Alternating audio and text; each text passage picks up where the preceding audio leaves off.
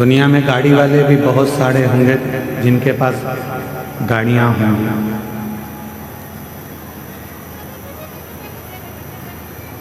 दुनिया में बंगले वाले भी बहुत होंगे जिनके पास में बंगला होगा, वैभव होगा, बहुत प्रॉपर्टी होगी, जमीन होगी। गाड़ी वाले, रिक्शे वाले, धन वाले, संपदा वाले, वैभव वाले, बंगले वाले, जमीन वाले ढेरों होंगे। पर इस संपूर्ण दुनिया में पुण्य वाले बहुत कम होते हैं, जिनके पास पुण्य होगा।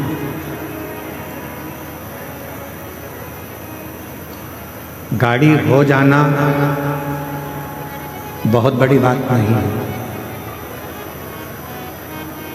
बंगला हो जाना बहुत बड़ी बात नहीं है, जमीन या जायदाद, प्रॉपर्टी, ये सब कुछ हो जाना बहुत बड़ी बात नहीं है। पर सबसे बड़ी बात एक ही है, पुण्य वाला हो जाना। जिसके पास में पुण्य है उसके पास में किसी चीज़ की कभी कमी não आती। जब पुण्य क्षीण हो जाता है तो फिर कुछ नहीं हो पाता।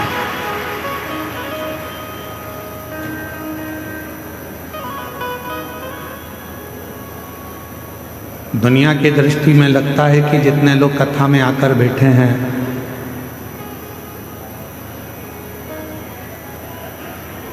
बड़े बड़े पैसे वाले लोग सोचते हैं कि कथा में तो साधारण से लोग जाकर बैठते हैं, पैसे वाला क्या करेगा कथा में जाकर,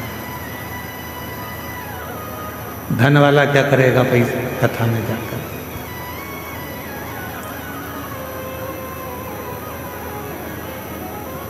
खूब गाड़ी के मालिक सोचते हैं कि हमारे पास में इतनी गाड़ी है तो हम कथा में जाकर क्या करें। जिनके पास ढेरों जमीन है वो भी यही सोचते हैं कि हम कथा में जाकर क्या करें। पर उन्हें कौन समझाए, तुम्हारे पास में गाड़ी तो बहुत है, बंगले बहुत हैं, सत्ता और वैभव बहुत है, पर तुम्हारे पास में पुण्य नहीं है, इसलिए तुम कथा तक नहीं पहुंच पाए।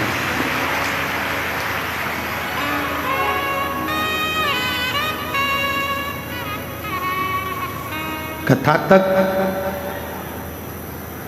शिव महापुराण की इस पवित्र कथा में बाबा वैद्यनाथ जी की पवित्र धरा पर भगवान शिव की इस पवित्र कथा में वही पहुंच पाता है जिसका पुण्य प्रबल हो गया, जिसका पुण्य प्रबल।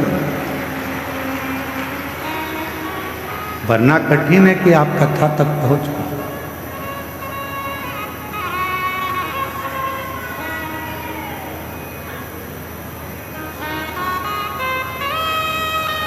आप सबके पास में, सबके घर में ओढ़ने के लिए कम्बल भी है और बिछाने के लिए गादी भी है। बोलो है कि नहीं है? जम के बोलो, है ना?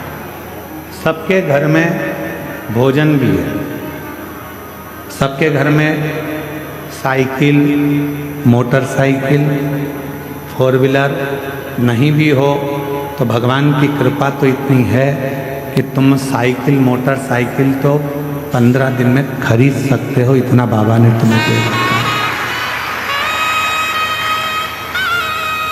शिव जी की कृपा से मिल गया। गला पकड़ रहा है, खींचकर बोलना पड़ रहा है।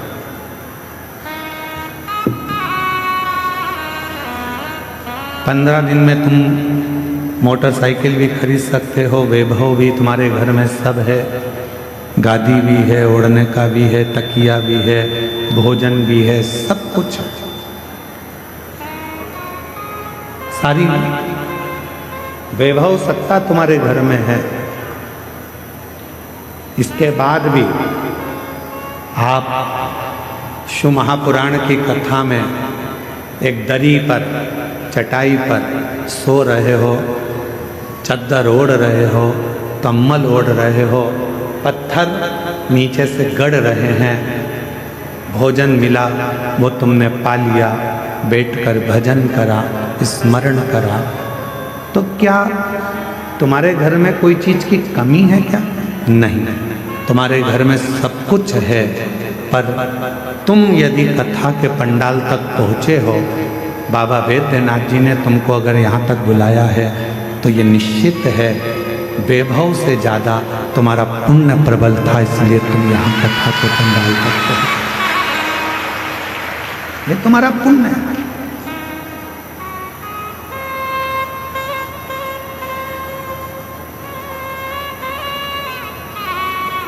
और जब तक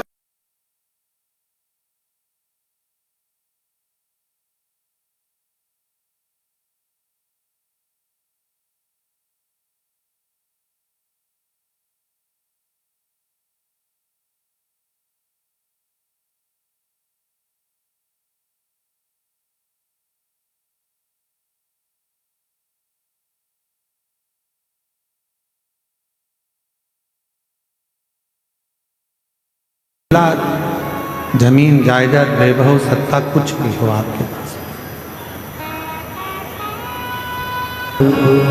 तो हो, गाड़ी तुम्हारे पास हो, बंगला तुम्हारे पास में हो, वैभव तुम्हारे पास में, सत्ता तुम्हारे पास में हो, तुम्हारे पास में जमीन हो, जायदाद हो, सब कुछ तुम्हारे पास में हो, पर इन सबसे ज़्यादा जरूरी है आपके पास में आपका पुण्य होना।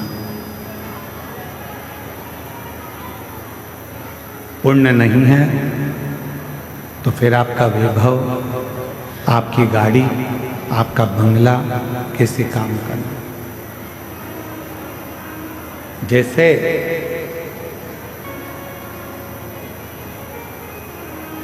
मानव देह के अंदर, मानव शरीर के अंदर दया का होना जरूरी है, उसी तरह अपनी जिंदगी में थोड़ा सा पुण्य का होना जरूरी है।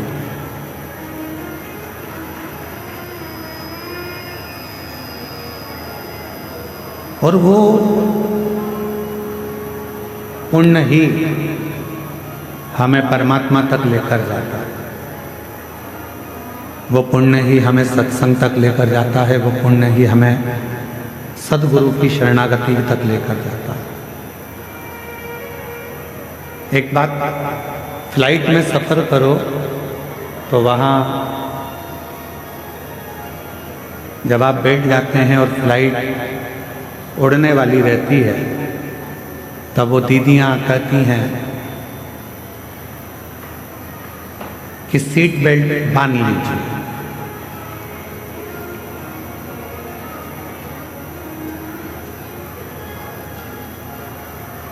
फिर वो कहती हैं कि जब ऑक्सीजन की कमी होगी, अपने आप ऑक्सीजन लेने के लिए कैप नीचे आएगा, आप उसको लगा लीजिए, पर दूसरे को सहायता देने से पहले उस ऑक्सीजन कैप को आपको लगाना पड़ेगा।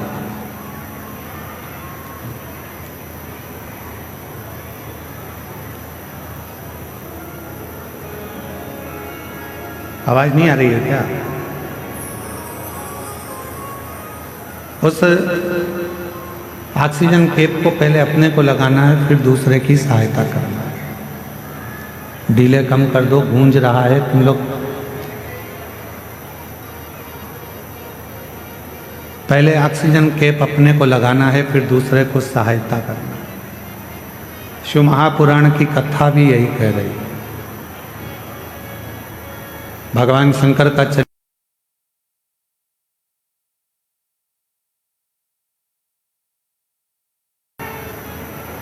भगवान शिव के मंत्र जाप का उच्चारण करिए, श्री शिवाय नमस्तुभ्यं।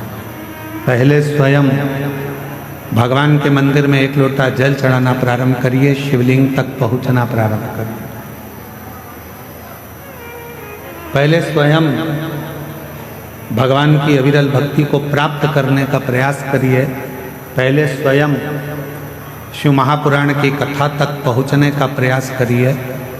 फिर जब देव अधिदेव महादेव की शरणागति आपको मिल जाए, जब बाबा देव अधिदेव महादेव आपके दुखों को काट दें। हम तो यहाँ तक कहते हैं लोगों से कि आप सीहोर कुबेरेश्वर धाम आ रहे हो तो वहाँ ऐसे मत आओ, पहले आप अपने घर के पास में जो शंकर जी का मंदिर है वहाँ जल चढ़ाना प्रारंभ करो और बाबा से प्रार्थना करना चालू करो कि मेरा ये दुख काटो। जिस दिन बाबा तुम्हारा दुख काट दे फिर उसके बाद तुम कुबेरेश्वर धाम आओ और बाबा का भजन करो। फिर आप आओ, बाबा का भजन करो, स्मरण करो, मंत्र जाप करो, नाम जाप करो।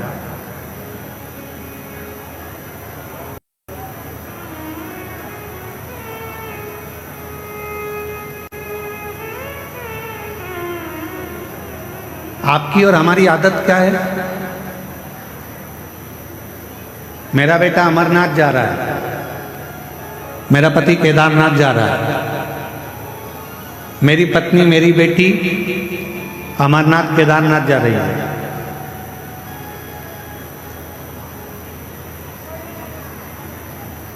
फिर उस बेटा बेटी से पूछो क्यों तुम अपने घर के पास में कभी नजदीक वाले शंकर जी के मंदिर गए हो?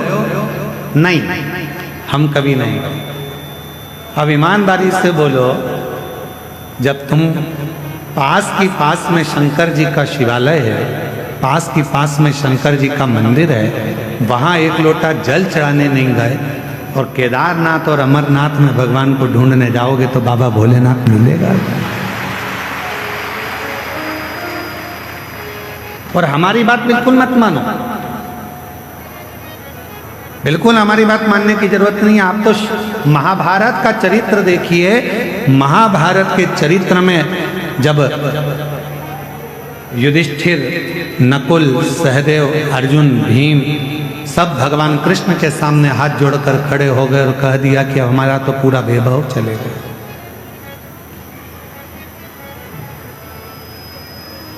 जुए में हम सब कुछ हार गए, कुछ भी नहीं बचा, हमारा संपूर्ण वैभव चलेगा।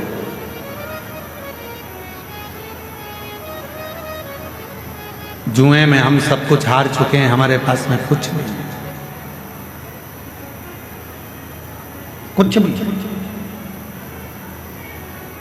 इस पर्दे को खोल दो ना थोड़ा सा, तो लोग कम से कम पीछे से देख लेंगे, क्या दिक्कत है।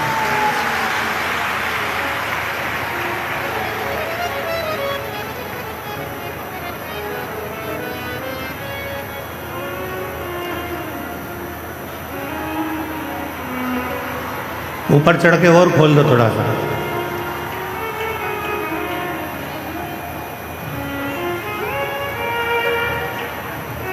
पर निवेदन है कि वहां कोई खड़ा नहीं रहेगा, नीचे बैठ के सब सुनना और चुप रहकर सुनना।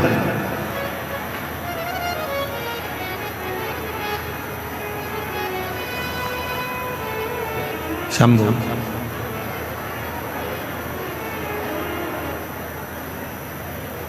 आप हमारी बात को ना मानकर आप तो महाभारत का चरित्र लेकर आओ। गीता प्रेस गोरखपुर के महाभारत का पूरा एक आनंदमय चरित्र को लेकर आइए और उस महाभारत के चरित्र को घर में बैठकर थोड़ा सा पढ़ो।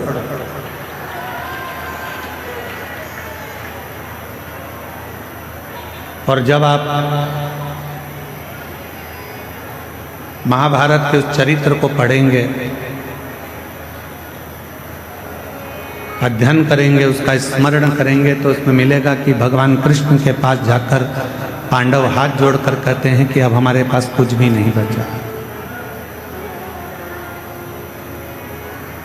अब हमारे पास में कुछ भी नहीं, हमारा पूरा वैभव चले गया, हमारा पूरा धन चले गया, हमारी पूरी सत्ता चली गई, हमारा पूरा संपदा चली गई, हम जुए में सब कुछ हार चुके हैं, हमारे पास कुछ भी नहीं बचा, कुछ भी।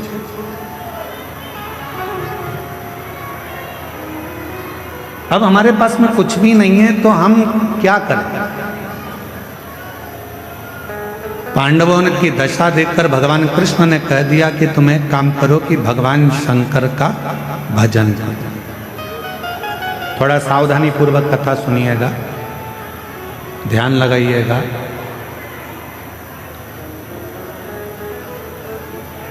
कथा में आपका ध्यान रहे।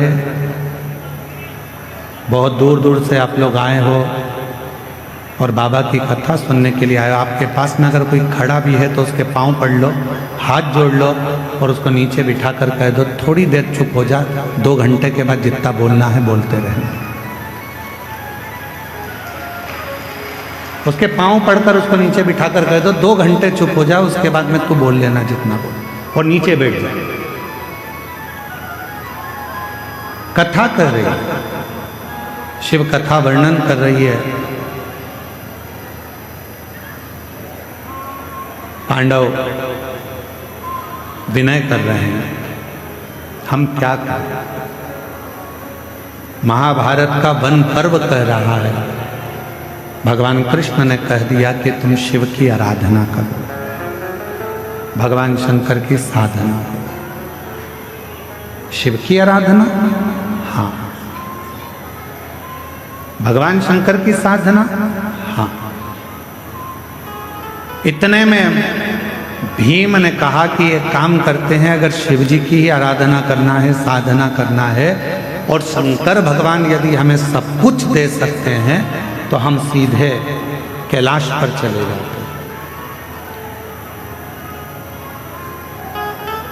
और हम सीधे कैलाश पर जाएंगे और कैलाश पर जाकर हम भगवान शंकर की आराधना करेंगे, साधना करेंगे।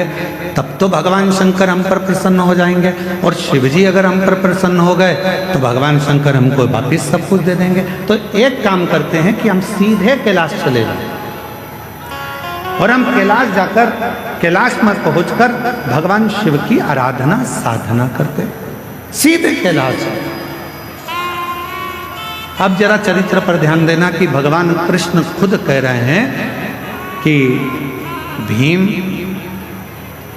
जाने को तो तुम कैलाश जा सकते हो, जाने को तुम कैलाश पहुंच सकते हो, जाने को तुम कैलाश जा सकते हो और कैलाश पर जाकर शिव जी का भजन कर सकते हो, शंकर जी का स्मरण कर सकते हो, शिव की भक्ति कर सकते हो, मना नहीं। पर हम जानते हैं तुम सीधे अगर कैलाश तक पहुंच भी गए, मालूम पड़े मुख्यमंत्री के दरवाजे तक पहुंच भी गए, प्रधानमंत्री के दरवाजे तक, राष्ट्रपति के दरवाजे तक पहुंच भी गए, और वहां जाकर खड़े होकर तुम आवाज लगा रहे हो कि भैया जाकर बोलो मैं आया हूं, तो द्वारपाल पूछेंगे तुम कौन हो? तो कहा कि बस जाकर कह दो कि मैं आया हूं, मेरा नाम लेकर बोल दो कि मैं आया। पहचान ही नहीं है तुम्हारी, जानते ही नहीं हो तुम। प्रधानमंत्री के पास द्वारपाल जाकर बोल भी देगा कि कोई राम प्रकाश आया है आपसे मिलने के लिए। प्रधानमंत्री जी बोलेंगे कि कौन राम प्रकाश? मुख्यमंत्री से जाकर कहा कोई कमलेश आया है, कौन कमलेश? उसको पहचानेगा कैसे? नहीं है पहचान। वापिस आ गया, दरवाजा खटखटा। भगवान कृष्ण कह रहे हैं भीम, कैलाश पर जाकर भजन करना सरल है, पहुंच जाओगे, बैठ जाओगे, पुकार लोगे, विनय कर लोगे, निवेदन कर लोगे, बाबा को बार बार पुकार लोगे, पर याद रखना वहाँ बाबा तुम्हारी पुकार को सुन भी लेंगे तो भी तुम्हें कुछ दे नहीं पाएंगे, कुछ दे नहीं पाएंगे। इसलिए एक काम करो, 12 वर्ष के लिए तुम जब वन में भ्रमण करोगे, इन 12 वर्ष में प्रतिदिन का एक नियम बना लो कि एक पार्थिव शिवलिंग का निर्माण करना है, पूजन करना है। नजदीक में कोई शंकर जी का शिवलिंग है, वहां जाकर आराधना करना है।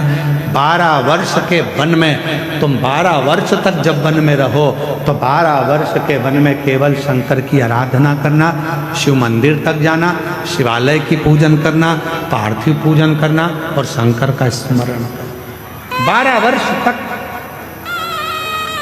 शंभू, 12 वर्ष तक तुम शिव का भजन, 12 वर्ष। हम सीधे अगर कैलाश चले जाएं और कैलाश में जाकर अगर भगवान शंकर से मिले तो मिल जाएंगे, मिलेंगे, ऐसा नहीं कि नहीं, पर नहीं दे पाए, नहीं दे पाए। शिव महापुराण की कथा कहती है कि 12 वर्ष तक पांडवों ने भगवान शंकर की रोज प्रतिदिन शिवलिंग का निर्माण करा और पूजन करा। एक समय ऐसा आ गया कि भीम के मन में आया कि नियम सबने लिया है तो थोड़ी सी मैं जरा हंसी उड़ा लूं, और भीम ने क्या करा, एक पेड़ को काटकर उसकी जड़ को लिया, जड़ को गोल घुमाकर एक जगह पर रख दिया और अर्जुन से जाकर कह दिया कि ये शंकर का शिवलिंग है और तू पूजन कर। अर्जुन को नहीं मालूम था कि ये शंकर का शिवलिंग है या जड़ है, उसने तो शिवलिंग माना और अर्जुन ने शिवलिंग मानकर उसकी आराधना कर ली, साधना कर ली, जल चढ़ा लिया, पूजन कर ली, बेलपत्र चढ़ा दी, भक्ति कर ली, पंचाक्षर मंत्र का जाप कर लिया, षडाक्षर मंत्र बोल लिया, ओम नमः शिवाय बोल लिया, नमः शिवाय बोल लिया। अर्जुन ने बारंबार शिव जी को प्रणाम कर लिया, दंडवत कर लिया।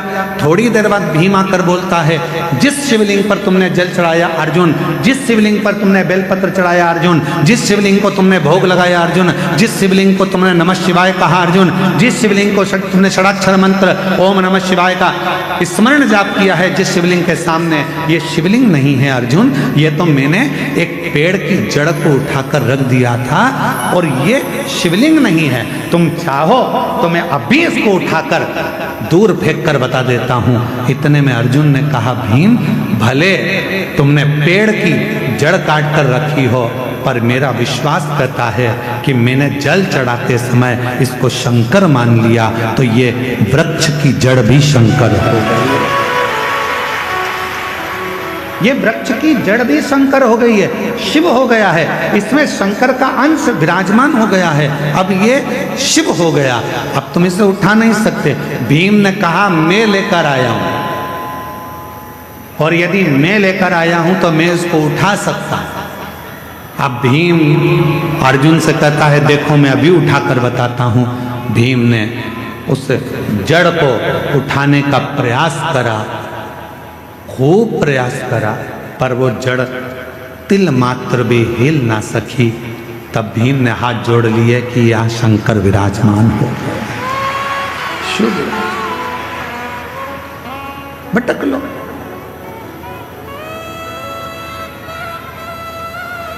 शिव थोड़ी परीक्षा लेते हैं।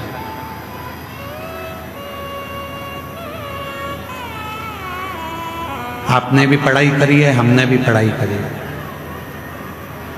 आप भी कॉलेज तक पहुंचे हैं, हम भी कॉलेज तक पहुंचे।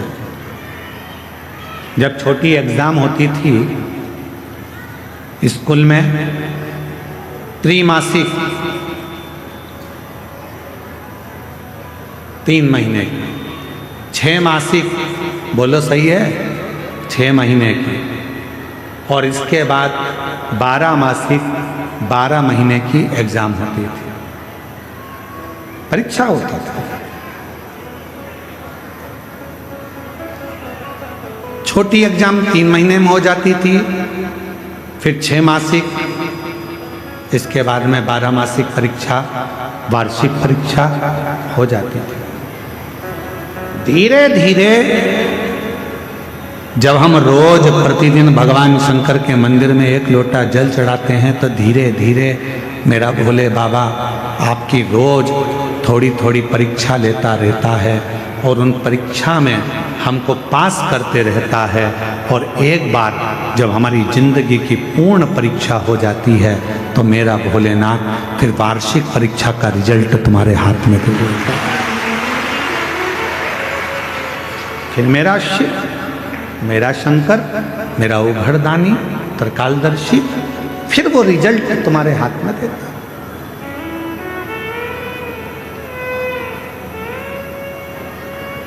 अब आप डायरेक्ट अगर 12 मासिक परीक्षा में बैठ रहे हो तो हो सकता है सप्लीमेंट्री आ जाए, डायरेक्ट 12 की परीक्षा में बैठ रहे हो तो हो सकता है कि आप फेल हो जाएं, सप्लीमेंट्री आ जाए, पर धीरे धीरे यदि आपने त्रैमासिक दी तो तुमको उसमें ये ज्ञात हो गया कि परीक्षा कैसे होती है, बैठना कैसे चाहिए, लिखना कितना चाहिए, कितने प्रश्न भरना चाहिए, कैसे क्वेश्चन आएंगे, उत्तर कैसे लिखना है। 6 मासी परीक्षा में और सीख गए, 12 मासी में तुम पूरा सीख गए और परीक्षा देकर उत्तीर्ण होकर तुम आगे बढ़ गए। शिव पुराण कह रही है। कई लोग कहते हैं कि केदारनाथ गए, अमरनाथ गए, फिर उनसे पूछा कि तुम अपने घर के नज़दीक में कोई शंकर जी के मंदिर जाते हो, घर के नज़दीक में शंकर के शिवालय तक जाते हो, घर के नज़दीक में तुम एक लोटा जल चढ़ाने जाते हो? तो कहा नहीं, हम सीधे अमरनाथ आए हैं, हम सीधे केदारनाथ आए हैं। तो याद रखना, तुम जा जरूर जाए, तुम पहुँच जरूर रहे हो, पर मेरा भोले बाबा वहाँ तुम्हें मिलने वाला नहीं है। तुम मात्र वहाँ तक जाओगे, दर्शन करोगे, आ जाओगे, प्राप्ति नहीं हो। प्रतिदिन चढ़, एक पत्र अच्छा है।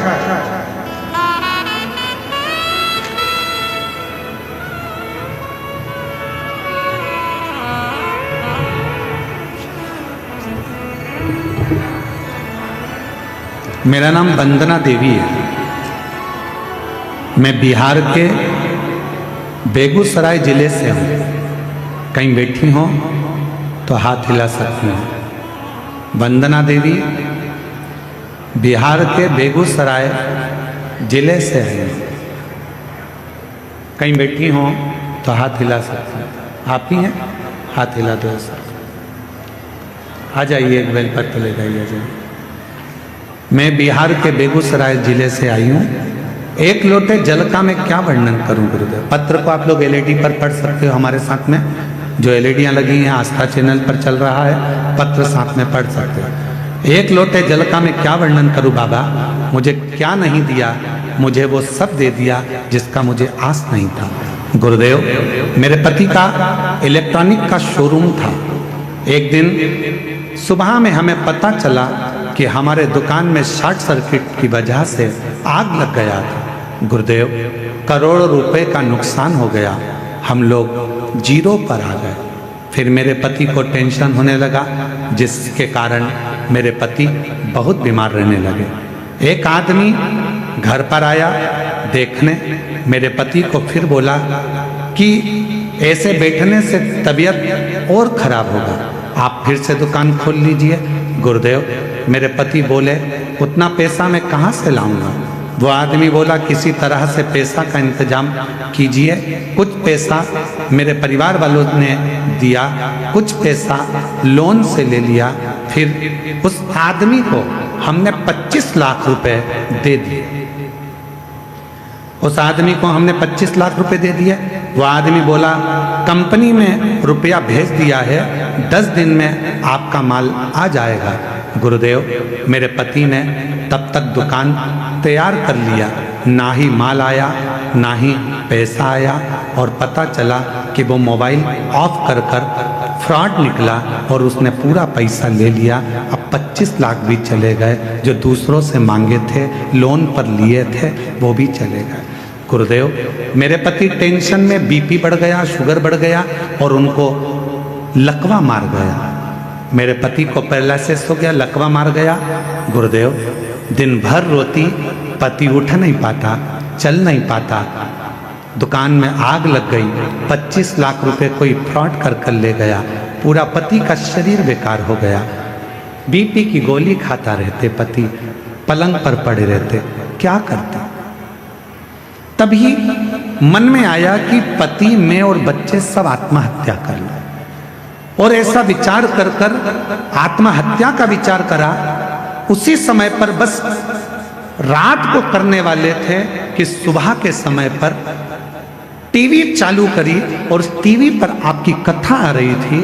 उस कथा में आपने कह दिया एक लोटा जल सारी समस्या का हल, बस वो सुन ली। गुरुदेव, वो सुनकर उसी क्षण शंकर जी के मंदिर में जाकर खूब रोई, एक लोटा जल चढ़ाया, घर आई।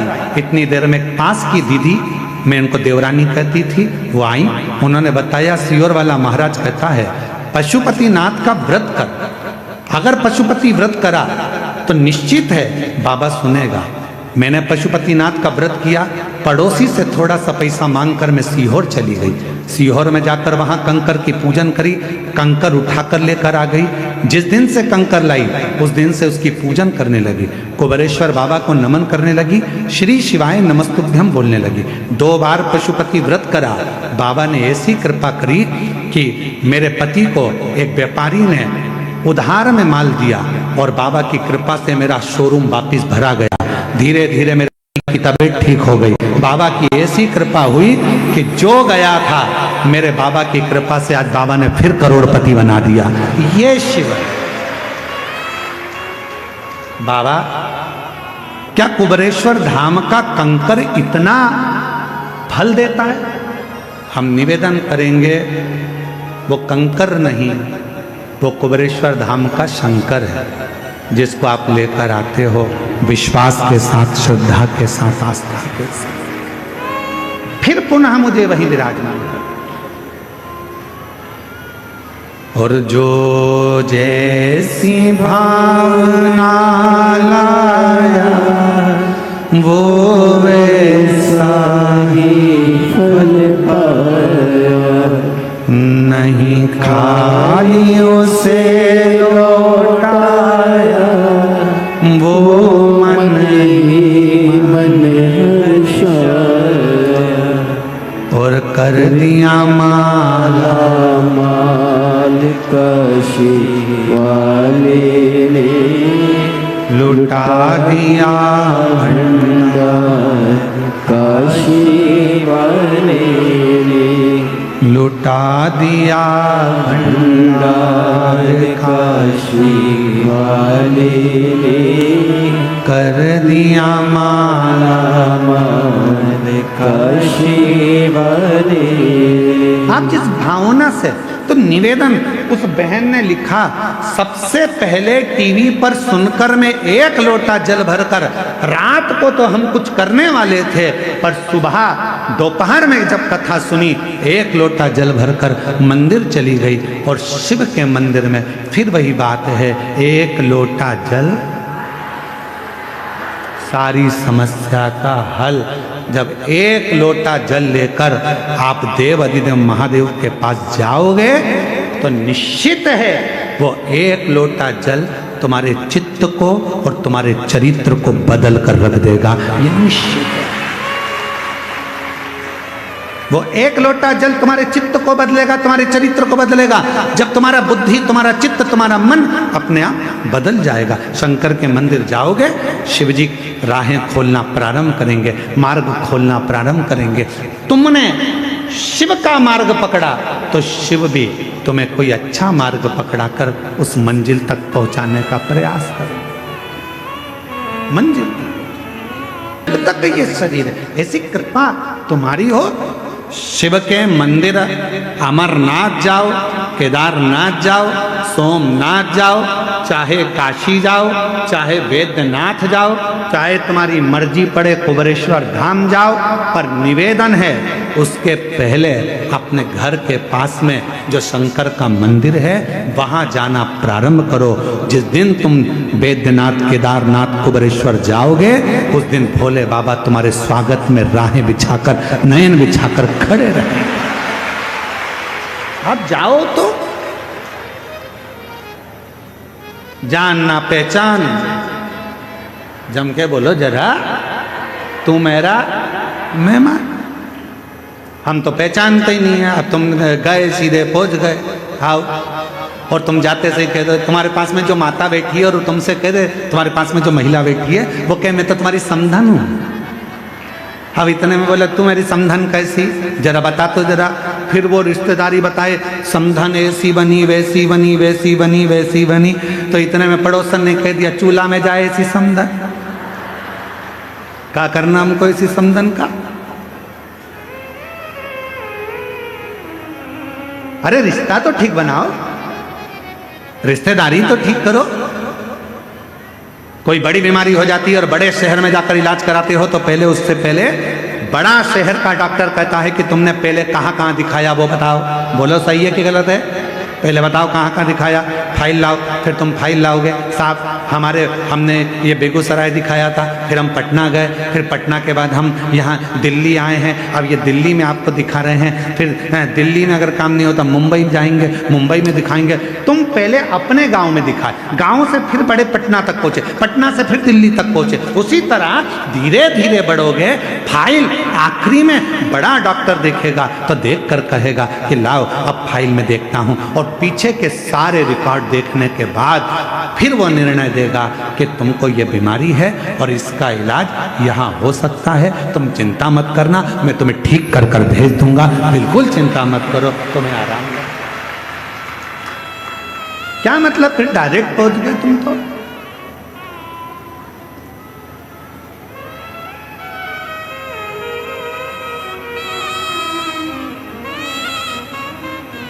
बिहार के कितने लोग बैठे हैं, बिहार के हाथ उठाओ जरा।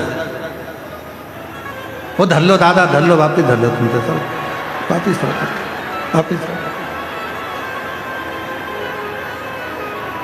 झारखंड के कितने बैठे, जरा हाथ उठाओ।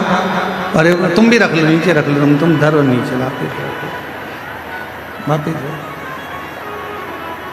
अच्छा ये बात बताओ कि चुनाव करके डायरेक्ट आ गए हो क्या है?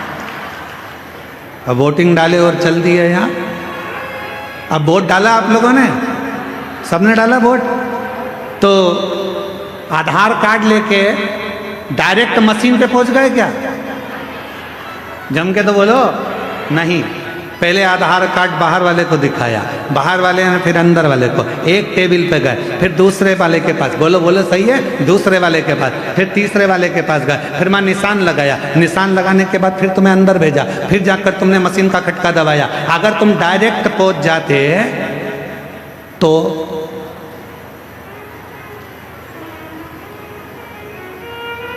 बोलो बोलो बोलो, तेरा क्या होगा कालिया? डायरेक्ट पहुंच जाते तो फिर क्या होता?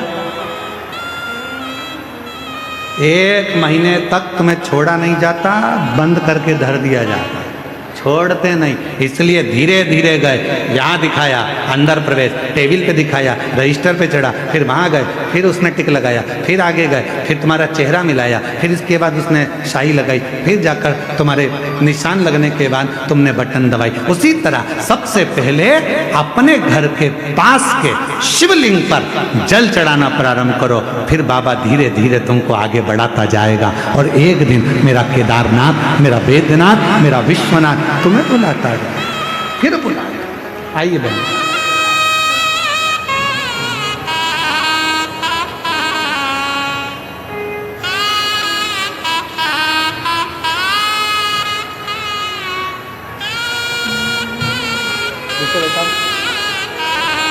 ऐसे दयालु नाथ से रिश्ता बनाए।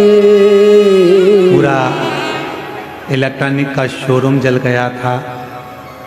एक व्यक्ति आया, उसने कहा कि 25 लाख का मैं माल भर दूंगा।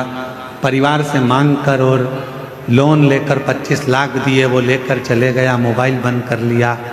दर दर भटकती रही, पति पूरा शरीर पैरालिसिस में हो गया, पलंग पर गिर गया। तब विचार करा कि अब शरीर छोड़ दें पूरे घर के लोग। रात को प्लान था, सवेरे शंकर के मंदिर कथा सुनकर चली गई, और बाबा ने ऐसा हाथ पकड़ा कि आज बाबा ने वापिस जहीं पर थी वहीं पर ले जाकर बिठा। ऐसे दयालु नाथ से रिश्ता बनाए। ऐसे दयालु नाथ से रिश्ता बनाए। बाबा की जब कृपा हो, करुणा हो, उदारता, धीरे धीरे चलो। पहले शिव जी के मंदिर जाना चलो चालू करो, शंकर के मंदिर में 1 लोटा जल चढ़ाना प्रारंभ करो, फिर बाबा परीक्षा लेगा, फिर धीरे धीरे आगे बढ़ाएगा, और बढ़ाते बढ़ाते बढ़ाते बढ़ाते एक दिन तुम्हारा दुख, तुम्हारी तकलीफ, तुम्हारा कष्ट धीरे धीरे काटना प्रारंभ करेगा। अभी हमारे वो श्री रमेश रेखा ठकराल जी, मोना ठकराल जी, नरवाना हरियाणा से मुख्य यजमान है। मोना जी, अभी जब यहाँ पूजन करने आई थी तो ये बेटी कह रही थी, गुरुजी बाबा वैद्यनाथ जी से इतना जरूर कह देना हमारी तरफ से कि जब फरवरी में कुबेरेश्वर धाम पर रुद्राक्ष उत्सव हो तो हमको वापिस जजमान बनाते, ऐसी बाबा से प्रार्थना करना। बना दिया, बधाई हो आपको बहुत बहुत।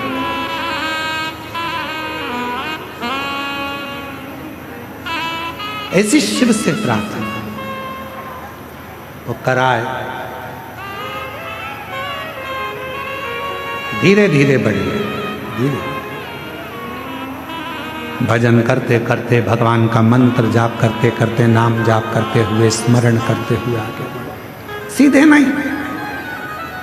भीम ने तो ये सोच लिया था कि मैं कैलाश जाऊंगा, भगवान शंकर की आराधना करूंगा, शिव जी से आराधना कर कर मेरा खोया हुआ जितना राज्य है, जो खोया हुई संपदा है, जो मेरा पूरा राज्य चले गया, सब कुछ खो गया, उसको मैं वापस प्राप्त कर लूंगा। पर नहीं, नहीं, भगवान कृष्ण ने कहा ऐसा मत करो, रोज पार्थिव पूजन करो, रोज शिव जी के मंदिर में एक लोटा जल चढ़ाओ, रोज शंकर का भजन करो, रोज। हम क्यों कहते हैं कि अपने घर के दरवाजे पर श्री शिवाय नमस्तुभ्यम लिख दो, अपने घर के दरवाजे पर एक स्टिकर ले जाकर चिपका दो, गाड़ी पर एक स्टिकर चिपका दो श्री शिवाय नमस्तुभ्यम का, दरवाजे पर चिपका दो। क्यों? जब कोई दुख की खबर आ रही होगी, कोई तकलीफ की खबर आ रही होगी, जो खबर देने वाला होगा सामने खड़ा होगा, दरवाजा बंद होगा, जितनी देर खड़ा रहेगा ऊपर लिखा हुआ श्री शिवाय नमस्तुभ्यम पड़ेगा। जब आप दरवाजा खोलोगे तो वो दुख की खबर भी अच्छी खबर में बदल जाएगी और आपके जीवन में खुशी।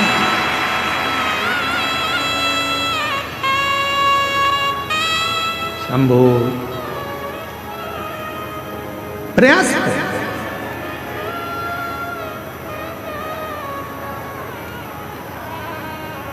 जब आप भजन करें, स्मरण करें, मंत्र जाप करें, नाम जाप करें, नाम कीर्तन करें, जब आप श्री शिवाय नमस्तुभ्यम मुख से बोलें तो ये विचार करें कि हमें धीरे धीरे बढ़ना है, धीरे धीरे। कितना तप किया था माता पार्वती जी ने? सब कुछ छोड़ दिया था,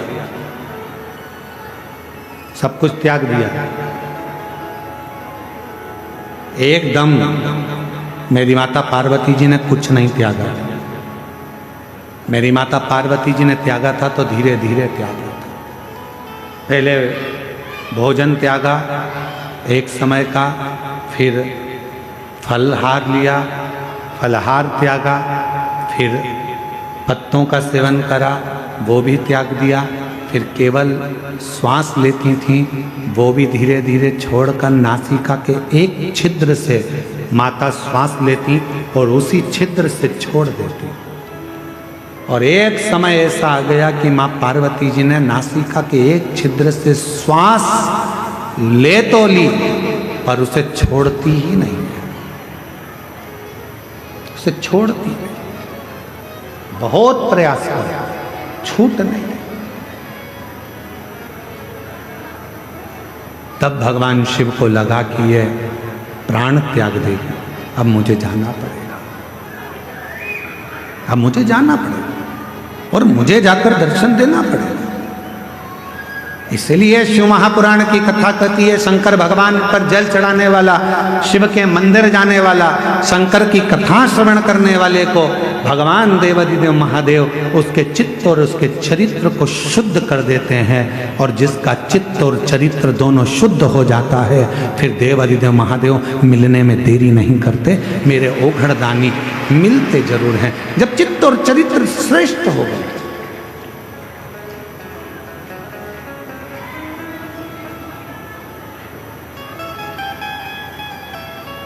हम आपसे एक बात पूछे, जरा उत्तर दीजिए।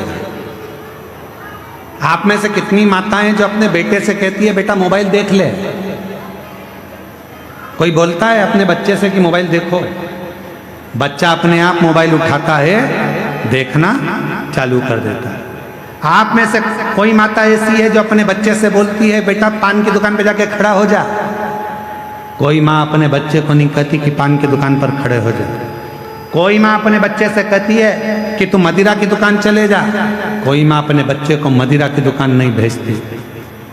कोई माँ अपने बच्चे से कहती है कि तू पढ़ाई मत कर। कोई माँ अपने बच्चे से ये नहीं कहती कि तू पढ़ाई मत कर। कोई माँ ये नहीं कहती अपने बच्चे से कि तू अपने दोस्त के साथ खेलने जा। कभी माँ नहीं कहती।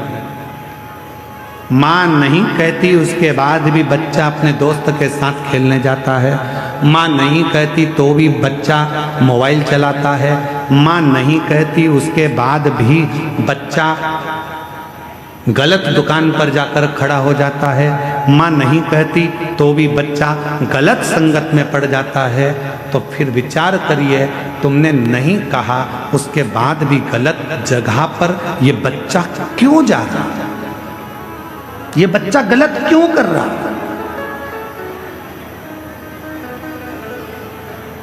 क्यों कर रहा है? तुमने बोला नहीं तो भी गलत काम कर रहा है। गलत संगत की ओर जा रहा है, गलत मार्ग की ओर जा रहा है। कारण क्या है? मतलब आपके घर के संस्कार उस बच्चे पर प्रभाव नहीं दे पा रहे हैं। आपके घर के संस्कार उस बच्चे को कम पड़ रहे हैं, इसलिए दूसरे की विसंगति उस बच्चे को बर्बाद करने में लग गई। दूसरे की विसंगति अपने नहीं बोल। बिना बोले बच्चा मोबाइल चला रहा है, बिना बोले बच्चा दोस्तों के साथ घूम रहा है, बिना बोले बच्चा रात को 10-10, 11-11 बजे तक आ रहा है, बिना बोले बच्चा मदिरा पान कर रहा है, बिना बोले बच्चा तंबाकू खा रहा है। खुशी तब मनाना जब बिना बोले तुम्हारा बच्चा एक लोटा जल भरकर शंकर के मंदिर जाना चालू कर दे, तब समझना कि हमारे संस्कार पोषित हुए। तब जाने हमारे संस्कार श्रेष्ठ हुए।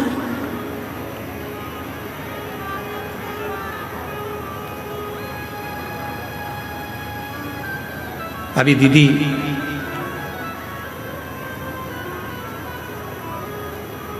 अयोध्या से पधारी दीदी गौरांगी जी कह रही थी अपने संबोधन में कि मेरे भी माता पिता हैं और मैं भी एक माता पिता की बेटी हूं।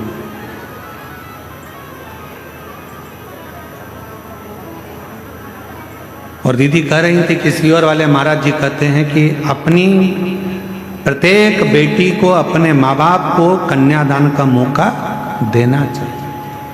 मैं दीदी से कहना चाहूँगा, ये कन्यादान का मौका कब मिलेगा? जब माता पिता अपनी बेटी को श्रेष्ठ संस्कार देना प्रारंभ करेंगे तो वो कन्यादान का मौका अवश्य मिलेगा।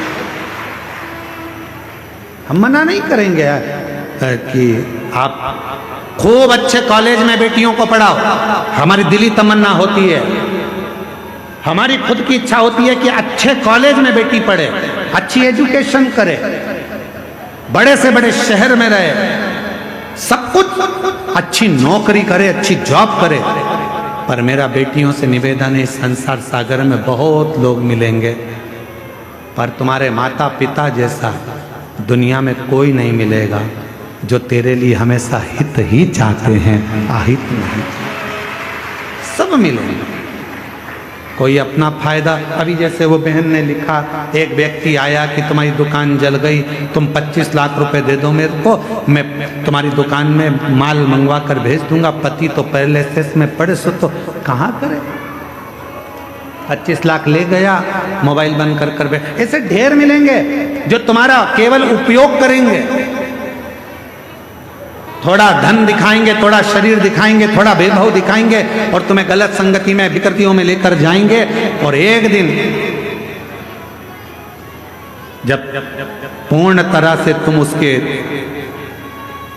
चुंगल में आ गए, फिर वो तुम्हें बर्बाद कर कर एक दिन मार कर, टुकड़े कर कर अटैची में भर कर फेंक देंगे। बहुत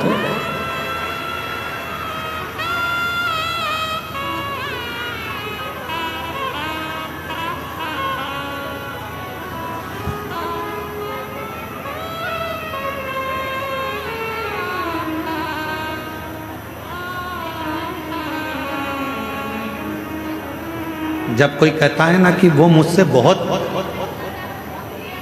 स्नेह करता है, वो मुझसे बहुत स्नेह करता है, वो मुझसे बहुत स्नेह करती है, और वो मैंने उसको अपने बातों में अपने तरीके से उसको अपने काबू में कर रखा है। शिव महापुराण की कथा कहती है कि अपने जीवन को ऐसा मत बनाना कि आप किसी के काबू में रहें, आप स्वयं के काबू में रहें। स्वयं एक लाइन याद रखो, मैं चाहे ये करूं, मैं चाहे वो करूं, मेरी। कोई तुमसे कहे कि मंदिर मत जाओ, मुझे पैदा करने वाले मेरे माँ बाप हैं, मुझे पढ़ाने वाले मेरे माँ बाप हैं। कोई तुमसे कहे कि तुम मंदिर मत जाओ, कोई तुमसे कहे शिव पुराण में मत जाओ, कोई तुमसे कहे शंकर का भजन मत करो, कोई तुमसे कहे बाबा बैद्यनाथ का दर्शन करने मत जाओ, कोई तुमसे कहे कहाँ इनके चक्कर में पड़ी हो, क्यों बाबा उनके चक्कर में पड़ी हो, क्यों कथावाचकों के चक्कर में पड़ी हो, क्यों सियोर वाले महाराज के चक्कर में पड़ी हो, क्यों शंकर के मंदिर में जा रही हो, क्यों पशुपति व्रत कर रही हो, क्यों दरवाजे पर श्री शिवाय नमस्तुभ्यम लगा रही हो। मोहल्ले के लोग, दुनिया के लोग, रिश्तेदार लोग यदि तुम्हारे पास आकर तुम्हें इस तरह का ज्ञान दे तो उनके हाथ जोड़कर कहना, मुझे जन्म देने वाले तुम नहीं हो, मुझे पढ़ाने वाले तुम नहीं हो, मेरी परवरिश करने वाले तुम नहीं हो, मैं मेरे माँ बाप का खाती हूं, अपने विचार से जीती हूं, मैं किसी की सुनती नहीं। क्यों सुने हम, क्यों विचार करें?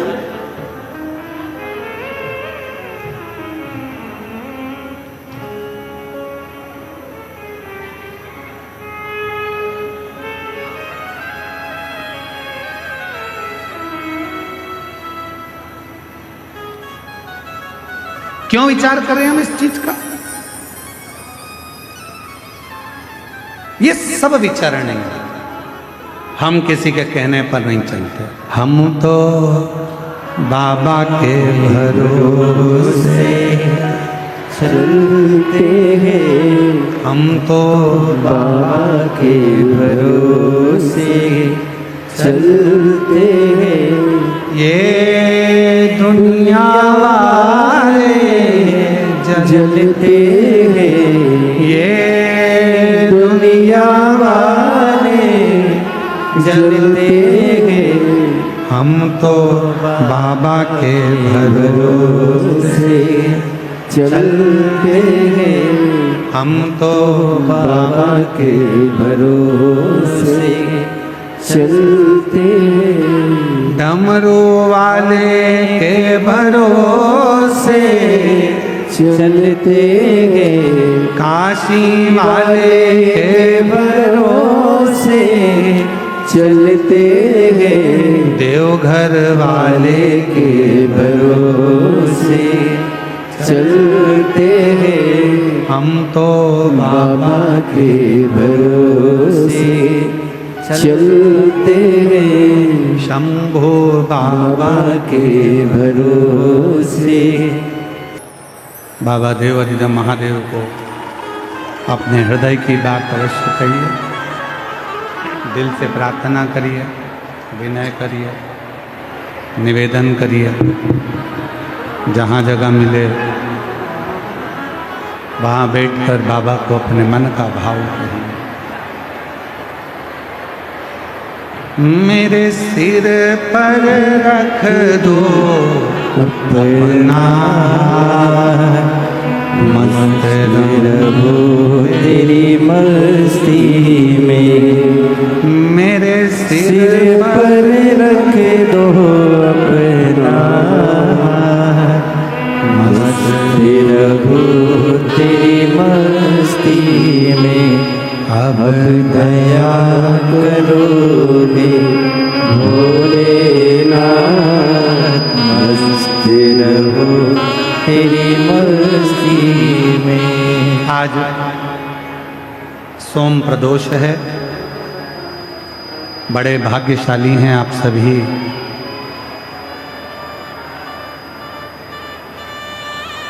17 तारीख को आज सोम प्रदोष है।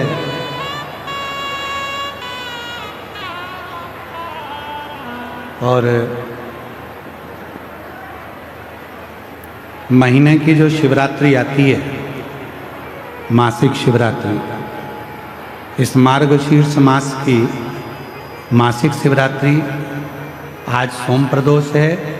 कल 18 तारीख को कल मासिक शिवरात्रि हो जाएगी और परसों के दिन 19 तारीख को जो हमारी कथा की शिवरात्रि होती है, छठे दिन की, जिस दिन लोग बाबा से अपने मन का भाव कहने आते हैं, रात भर कीर्तन कर कर फिर समापन वाले दिन सुबह 8 बजे कथा सुनकर अपने अपने घर की ओर जाते हैं।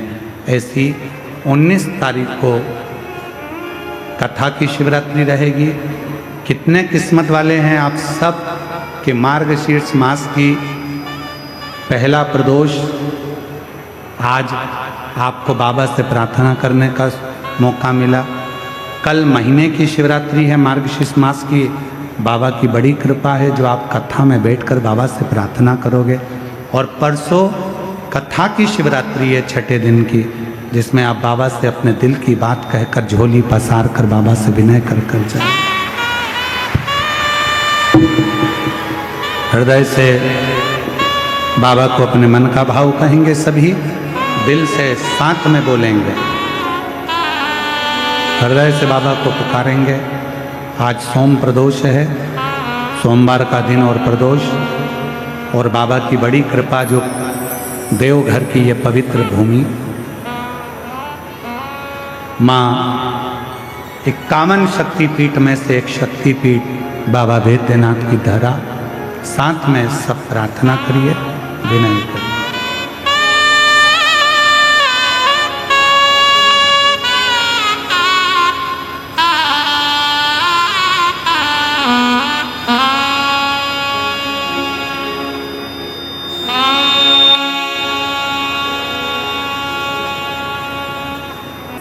भगवान शिव गर्दानी त्रिकालदर्शी कैलाशी अविनाशी भगवान शंकर की कथा कह रहे हैं। शिव महापुराण की कथा वर्णन कर रहे हैं।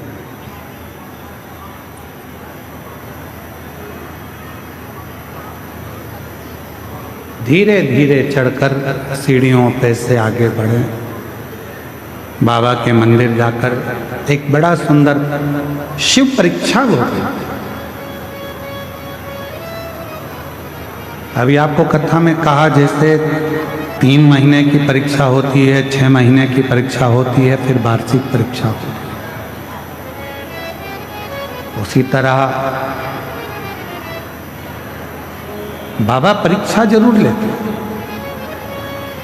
जब आप भगवान शंकर के मंदिर जाना चालू कर देंगे, शिव जी को जल चढ़ाना प्रारंभ कर देंगे, शंकर का भजन करना प्रारंभ कर देंगे, श्री शिवाय नमस्तुभ्यम बोलना प्रारंभ कर देंगे, तो धीरे धीरे बाबा परीक्षा लेकर हमारे को पास करना प्रारंभ कर देंगे। पास एक कथा आती है शिव महापुराण में, राजा भद्रायु की। एक राजा भद्रायु हुए जिनके माता पिता भगवान शंकर के परम भगत थे, पर पूर्व के कर्म के अनुसार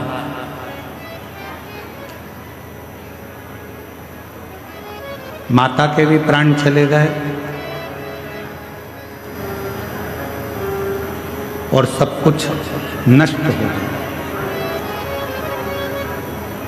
कोई पूर्व का कर्म हमारा होता है जिसके कारण बस मिलता तो बहुत है, परंतु हम उसको सत मार्ग में नहीं लगा पाते, और जिसके कारण बस हमारा धन गलत मार्ग की ओर चला जाता है।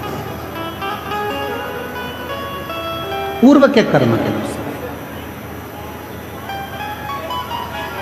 और कभी कभी ऐसा होता है कि कोई अच्छा कर्म हमारी जिंदगी का होता है, जिस कर्म के कारण बस हमारा जीवन सार्थक हो जाता है,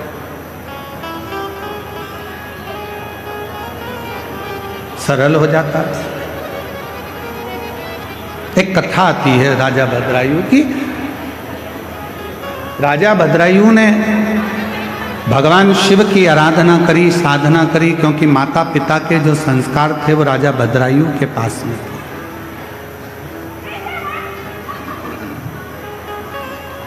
और हम निवेदन करें आप सबसे कि बच्चों को कार भले ना दिलाओ, पर बच्चों को संस्कार जरूर दिलाओ। हो सकता है कि कार दिलाओगे और एक दिन बच्चा बेचकर खा जाए, वो कार तुम्हारी समाप्त हो जाए, पर निवेदन है यदि श्रेष्ठ संस्कार बच्चे में होंगे तो वो हमारे जीवन को सार्थक जरूर करें। श्रेष्ठ संस्कार।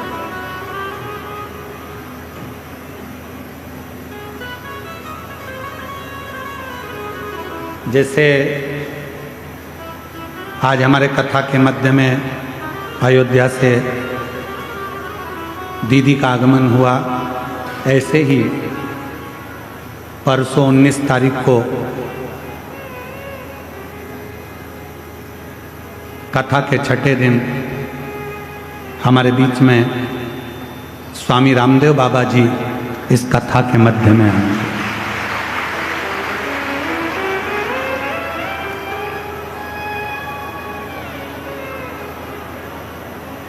परसों 19 तारीख को स्वामी रामदेव बाबा जी कथा के बीच में आएंगे। साथ ही आस्था चैनल के सीईओ माननीय प्रमोद जोशी जी साथ में आएंगे और स्वामी जी के ही कार्य को निरंतर रूपांतरित करने वाले, जिन्होंने इस देवघर की कथा को बहुत सभी से मिलकर साध कर इस कथा को देवघर में अग्रण्य भाव में करवाया, ऐसे के तिजारा बालाजी वो भी इस पवित्र कथा में पहुँचेंगे और बाबा की इस नगरी में संतों का एक आनंद इस कथा का रसतत्व ग्रहण करें। तो ये शिव कथा कर रही है, भगवान शंकर का चरित्र कर रहा है, शिव महापुराण की कथा कर रही है। एक भद्रायु नाम के राजा हुए और वो भद्रायु नाम के जो राजा थे वो भगवान शंकर के परम उपासक, परम उपासक। शिव की साधना करना, शिव की भक्ति करना, भजन करना, स्मरण करना लगे। उनकी धर्मपत्नी का नाम था कीर्ति मालिनी।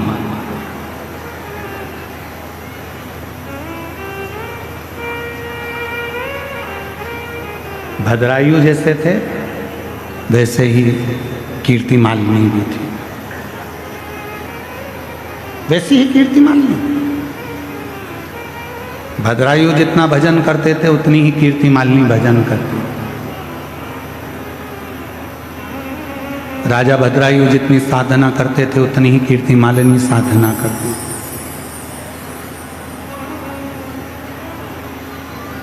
अभी आपको कथा में कहा कि भगवान जिसको अपना बनाना चाहते हैं, भगवान जिसको बहुत कुछ देना चाहते हैं, भगवान जिसकी गोदी में खुशियां प्रदान करना चाहते हैं, उसकी परीक्षा जरूर है।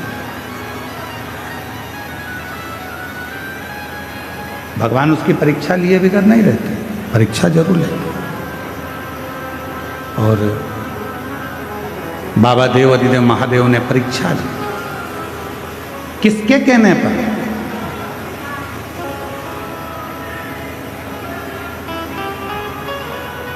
स्कंद पुराण का 531वें नंबर का प्रश्न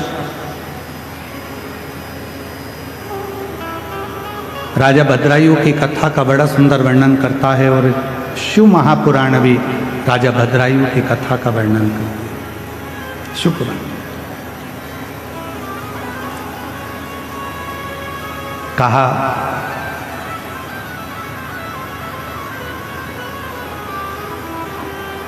एक बार माँ जगतजननी जगदम्बा अम्बा भवानी माँ पार्वती जी अपनी दो सहेलियों के साथ जा रही थी।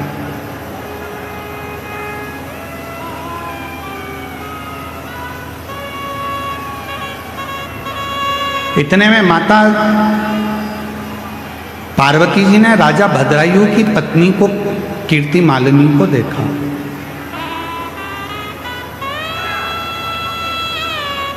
और राजा भद्रायु की पत्नी जब कीर्ति मालिनी दिखी, जहां शंकर भगवान का शिवलिंग था, जहां देव अधिदेव महादेव विराजमान थे, उस शिवलिंग के ठीक सामने जहां नंदी विराजमान था, उस नंदी के पीछे का जो चौबारा था, उस चौबारे को कीर्ति मालिनी साफ कर रही थी।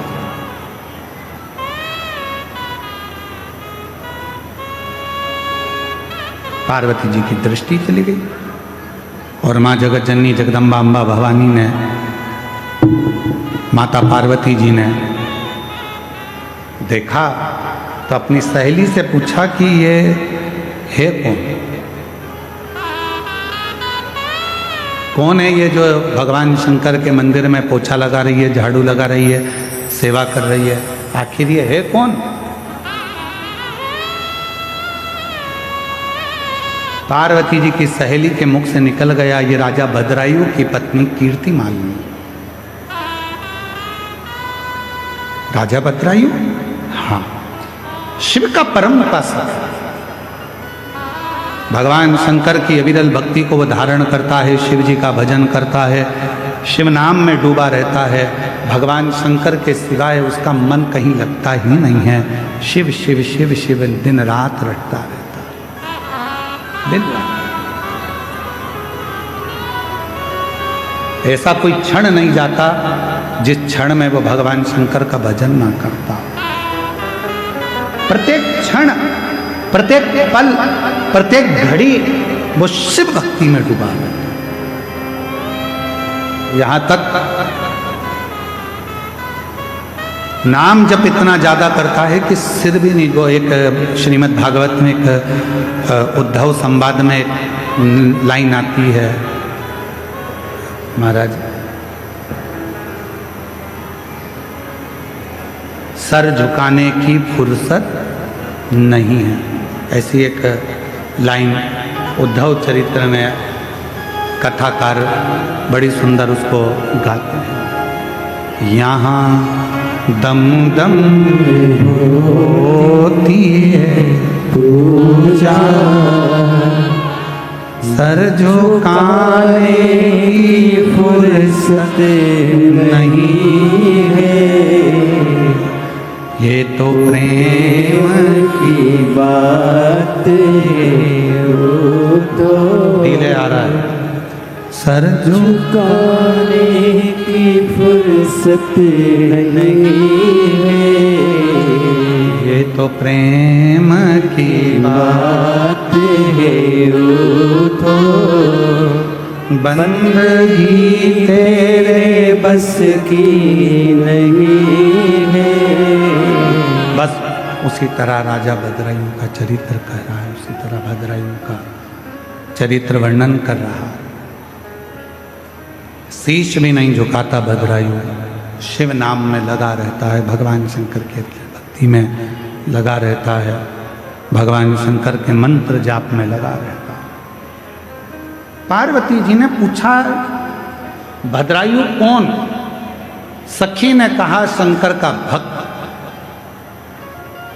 और एक लाइन सखी ने और कह दी पार्वती जी से कि तुम्हारी भक्ति भद्रायु की भक्ति के आगे तो शून्य है। जो भद्रायु भक्ति करता है उसके आगे पार्वती तुम्हारी भक्ति शून्य है।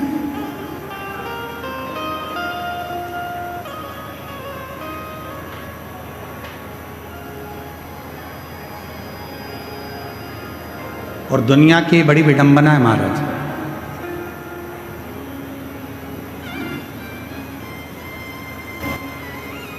संसार में जितने भजन करने वाले होते हैं, जितना भक्ति करने वाले होते हैं, जितना मंत्र जाप करने वाले होते हैं, स्मरण करने वाले होते हैं, नाम कीर्तन करने वाले होते हैं, इनकी निंदा करने वाले 1000 गुना ज्यादा होते हैं, 1000 गुना ज्यादा। आप जितना जितना सत्कर्म में आगे बढ़ोगे उतने तुम्हारे निंदक बढ़ते चले। पर अपने को नहीं डरना, आग लगे बस्ती में क्या किसको रोइए, हम तो बाबा के भरोसे।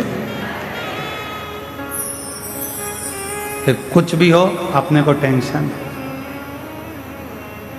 अब भद्रायु भजन करने वाला, भद्रायु राजा भगवान की भक्ति करने वाला, और पार्वती जी की दृष्टि पड़ गई और पार्वती जी की सहेली ने कह दिया तुम्हारी भक्ति राजा भद्रायु के आगे तो शून्य है, शून्य।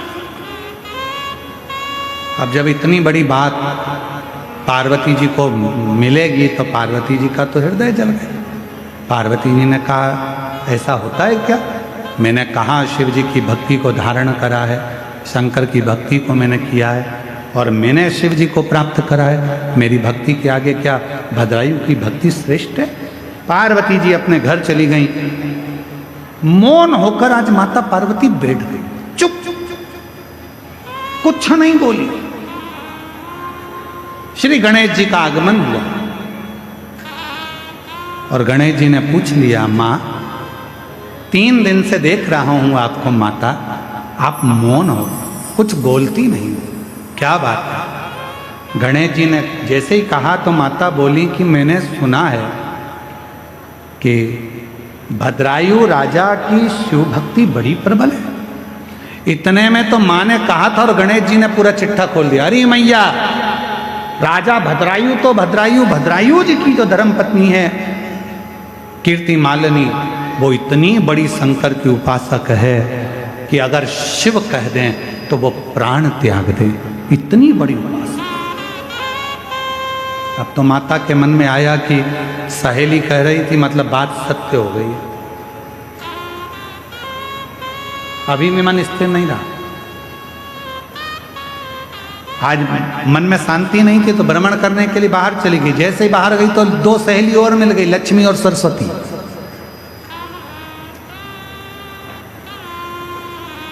दोनों ने पूछ लिया क्या बात है पार्वती, आज तो आप बहुत चुप दिख रही हो। पार्वती जी बोली बस ऐसे ही मन कर गया। इतने में लक्ष्मी जी बोली अभी हम आ रहे थे तो राजा भद्रायु शंकर जी का भजन कर रहा था, इतना सुंदर भजन करता। फिर इतने में सरस्वती जी ने बोला कीर्ति मालिनी भी इतना सुंदर भजन करती है शिव को रिझाने का, भगवान शंकर को मनाने का। इतने में तो पार्वती जी का हृदय और ज्यादा जल गया। आज पार्वती जी कैलाश पर पहुंची, शिव जी के नजदीक में जाकर बैठी और बाबा उनके मन के भाव को जान गए। तो भगवान शंकर पार्वती जी को लेकर तुरंत नंदी पर बिठाकर भ्रमण के लिए चल दिए और बाबा लेकर गए तो कहाँ गए? वही भद्रायु के सामने, उसी भद्रायु के साथ। पार्वती जी ने पूछा आप मुझे ये कहाँ लेकर आए? बाबा देवाधिदेव महादेव ने कहा पार्वती ये राजा भद्रायु है, बहुत उपासना करता है मेरी, इसकी धर्म पत्नी है ये कीर्ति मालिनी, मेरी बहुत आराधना करती है। पार्वती जी को हंसी आ गई और पार्वती जी हंसकर बोली अगर आप इतनी तारीफ कर रहे हो तो एक बार परीक्षा लेना चाहती हूं, क्या मैं परीक्षा ले सकती हूं? आपको एक बात कही थी कथा में, जो शंकर का भक्त होता है, जो शिव की उपासना करने वाला होता है, जो शंकर को 1 लोटा जल चढ़ाने वाला होता है, जो शिव महापुराण की कथा को सुनने वाला होता है, उसकी परीक्षा कोई देवता नहीं ले सकता जब तक शंकर की आज्ञा ना हो जाए। शिव की आज्ञा ना हो तब तक उसकी परीक्षा कोई नहीं ले सकता। सोमवार का वो मंगलवार व्रत कर ले, शुक्रवार व्रत कर ले, गुरुवार का व्रत कर ले, रविवार का व्रत कर ले, तीज का व्रत कर ले, चतुर्थी का व्रत कर ले, दुनिया में कोई सा भी व्रत माताएं कर ले, पुरुष कर ले, शनिवार कर ले, मंगलवार कर ले, कोई भी व्रत आप कितने भी कर लो, किसी भी व्रत का फल आपको कोई देवता, जब तक शंकर भगवान कृपा नहीं करेंगे तब तक उस व्रत का फल तुम्हें कोई देवता दे नहीं सकता। कोई पुरुष सोचे मैं शनिवार का व्रत करता हूँ मुझे शनि महाराज फल देंगे, मैं मंगलवार का व्रत करता हूँ मुझे ये भगवान फल देंगे, मैं रविवार का व्रत करता हूँ मुझे ये देवता फल देंगे, मैं गुरुवार का व्रत करता हूँ तो गुरु महाराज फल देंगे, मैं शुक्रवार का व्रत करता हूँ तो माता जी मुझे फल देंगी, मैं ये व्रत कर रहा हूँ बुधवार का तो मुझे गणेश जी फल देंगे। नहीं, पूरे शास्त्र पुराण वेद उठाकर देख लीजिए, पृथ्वी पर रहने वाला मनुष्य अगर बैकुंठ में व्रत करते तो बैकुंठनाथ दे देते, ब्रह्मलोक में व्रत करते तो ब्रह्मा जी दे देते, इंद्रलोक में व्रत करते तो इंद्रलोक में इंद्र दे देते। पर आप और हम सब पृथ्वी पर रहते हैं और पृथ्वी पर रहकर यदि हम कोई सा भी व्रत करेंगे उसका फल बिना शंकर की आज्ञा के मिल ही नहीं सकता, शिव की कृपा के बिना मिल ही। तेरी कृपा बिना न हिले भी अणु लेते हैं श्वास, तेरी कृपा से तनु बिना शिव आज्ञा के कुछ नहीं मिल सकता। तो भगवान शंकर से पार्वती जी आज्ञा ले रही हैं, आप बोलो तो मैं इसकी परीक्षा ले सकती हूँ, मैं परीक्षा लूँ पर आपको मेरा साथ देना पड़ेगा। शंकर जी बोले ठीक है, अगर मेरे भक्त की परीक्षा लेना ले ले, मैं तेरा साथ दूंगा, क्या चाहती है। पार्वती जी ने कहा आप ब्राह्मण बन जाओ, मैं ब्राह्मणी बन जाती हूँ, ठीक है। और बोल, बस इतनी कृपा करना। पार्वती जी बोली मेरी जो सवारी है शेर सिंह वो पकड़ने के लिए आएगा, आप और हम दौड़ेंगे, राजा भद्रायु के सामने जाएंगे, ठीक है। शिव जी ने कहा ठीक, जैसी तेरी मर्जी, परीक्षा लेना है तेरे को ले। ब्राह्मण ब्राह्मणी का रूप रख लिया। आज राजा भद्रायु अपनी धर्म पत्नी कीर्ति मालिनी के साथ वन में भ्रमण कर रहे थे और वहीं पर ब्राह्मण और ब्राह्मणी शंकर पार्वती ब्राह्मण ब्राह्मणी का रूप लेकर भाग पड़े। दौड़ते दौड़ते आ रहे हैं, दौड़ते दौड़ते राजा भद्रायु कीर्ति मालिनी के सामने आ गए। राजा भद्रायु ने पूछा कौन हो तुम। ब्राह्मण दौड़ता हुआ कहता है पीछे सिंह पड़ा है, आ रहा है, दौड़कर हमें खा जाएगा, बचा लीजिए, बचा लीजिए, मेरी पत्नी पीछे रह गई है। इतने में पत्नी दौड़ती दौड़ती आई और पीछे से सिंह आया, उसने कीर्ति मालिनी के सामने राजा भद्रायु के सामने ब्राह्मणी को पकड़ लिया मुख में और तभी राजा भद्रायु से ब्राह्मण ने कहा मेरी पत्नी को बचा लीजिए, मेरी पत्नी मर जाएगी, महाराज मेरी पत्नी को बचा लीजिए। राजा भद्रायु ने बाणों को उठाकर साधना प्रारंभ करा।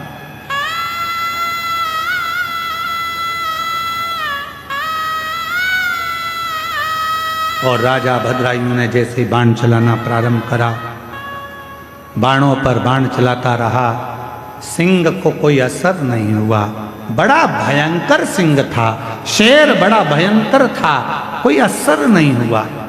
तब आखिरी में वो शेर ब्राह्मणी को मुंह में पकड़कर घसीटता घसीटता जंगल में ले गया।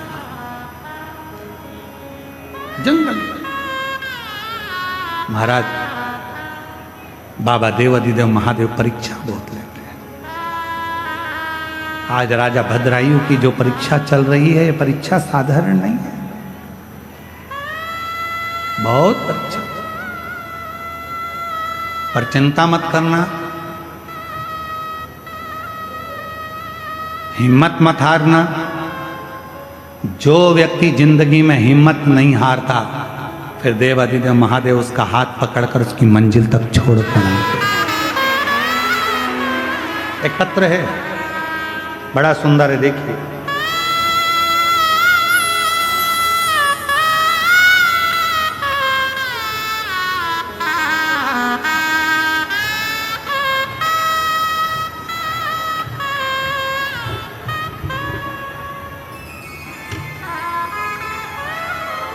राजकुमारी देवी पति स्वर्गीय सुबोध मंडल, ग्राम पोस्ट कोरका घाट, जिला गोड्डा, झारखंड की निवासी हैं।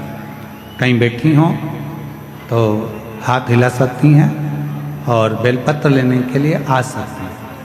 मेरा नाम राजकुमारी देवी पति स्वर्गीय सुबोध मंडल, ग्राम पोस्ट कोरका घाट, जिला गोड्डा, झारखंड की निवासी हैं। कहीं बैठी हों तो हाथ हिला सकते हैं। और अगर कहीं बैठी हो, अच्छा दिख गए हो आप, ऐसे हाथ हिला दो जी। हो सके तो एक बेलपत्र लेने के लिए अगर जगह हो तो आ जाइए। अब इतनी दूर से चलोगी तो कल तक ही आओगी, फिर भी प्रयास कर लो, अगर आ जाओ तो अच्छी बात है। गुरुदेव, मेरे पति की मृत्यु 2003 में हो गया था। हमको 3 बच्चे हैं।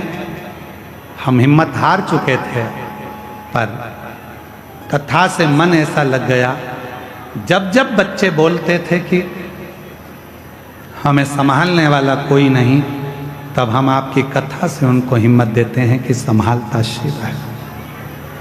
गुरुदेव, शंकर संभाल। 3 बच्चे पढ़ाई कर रहे हैं। बच्चे कहते, मम्मी क्या हमारी सरकारी नौकरी लग जाएगी?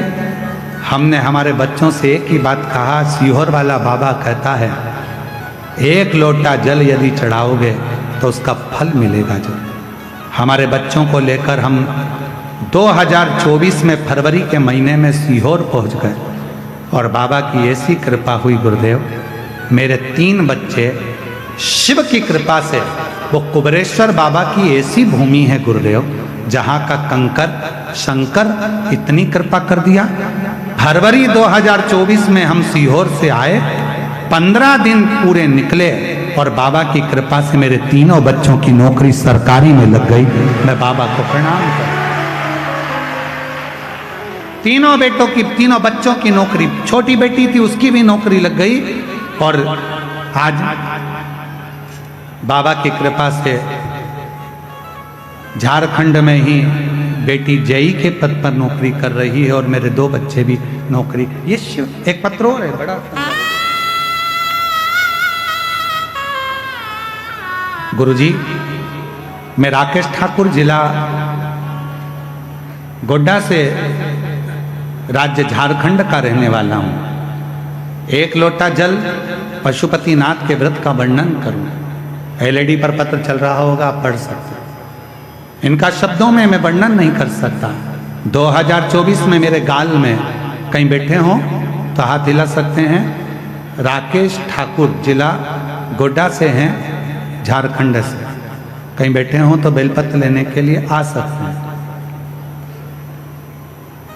2024 में गाल में गठान हो गया था, जो कि पशुपतिनाथ का व्रत, एक बेलपत्र, किसी के कहने पर बेलपत्र को खाना प्रारंभ करा, शिव जी को जल चढ़ाना प्रारंभ करा। और डॉक्टर को आप कहते हो कि शिव मानकर दिखाओ, डॉक्टर को भी इलाज कराता रहा। आज बाबा की कृपा से मेरी सारी रिपोर्ट नॉर्मल है और मेरे गाल की गठान गल गई है। मैं बाबा को यहाँ प्रणाम करने के लिए आया। कहीं बैठे हो तो आ सकते हैं।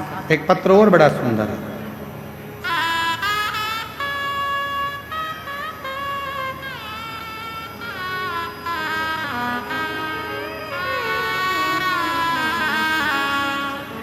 और शंभु शरण पड़ी मांगो घड़ी रे घड़ी, दुख काटो दया करी दर्शन आपो। ओ शंभु शरण पड़ी मांगो घड़ी रे घड़ी, दुख काटो दया करी दर्शन आपो। गुरुजी,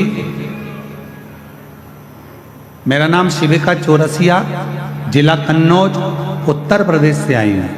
कहीं बैठी हो तो हाथ हिला सकती हैं। कहीं बैठी हैं, हाथ हिलाओ।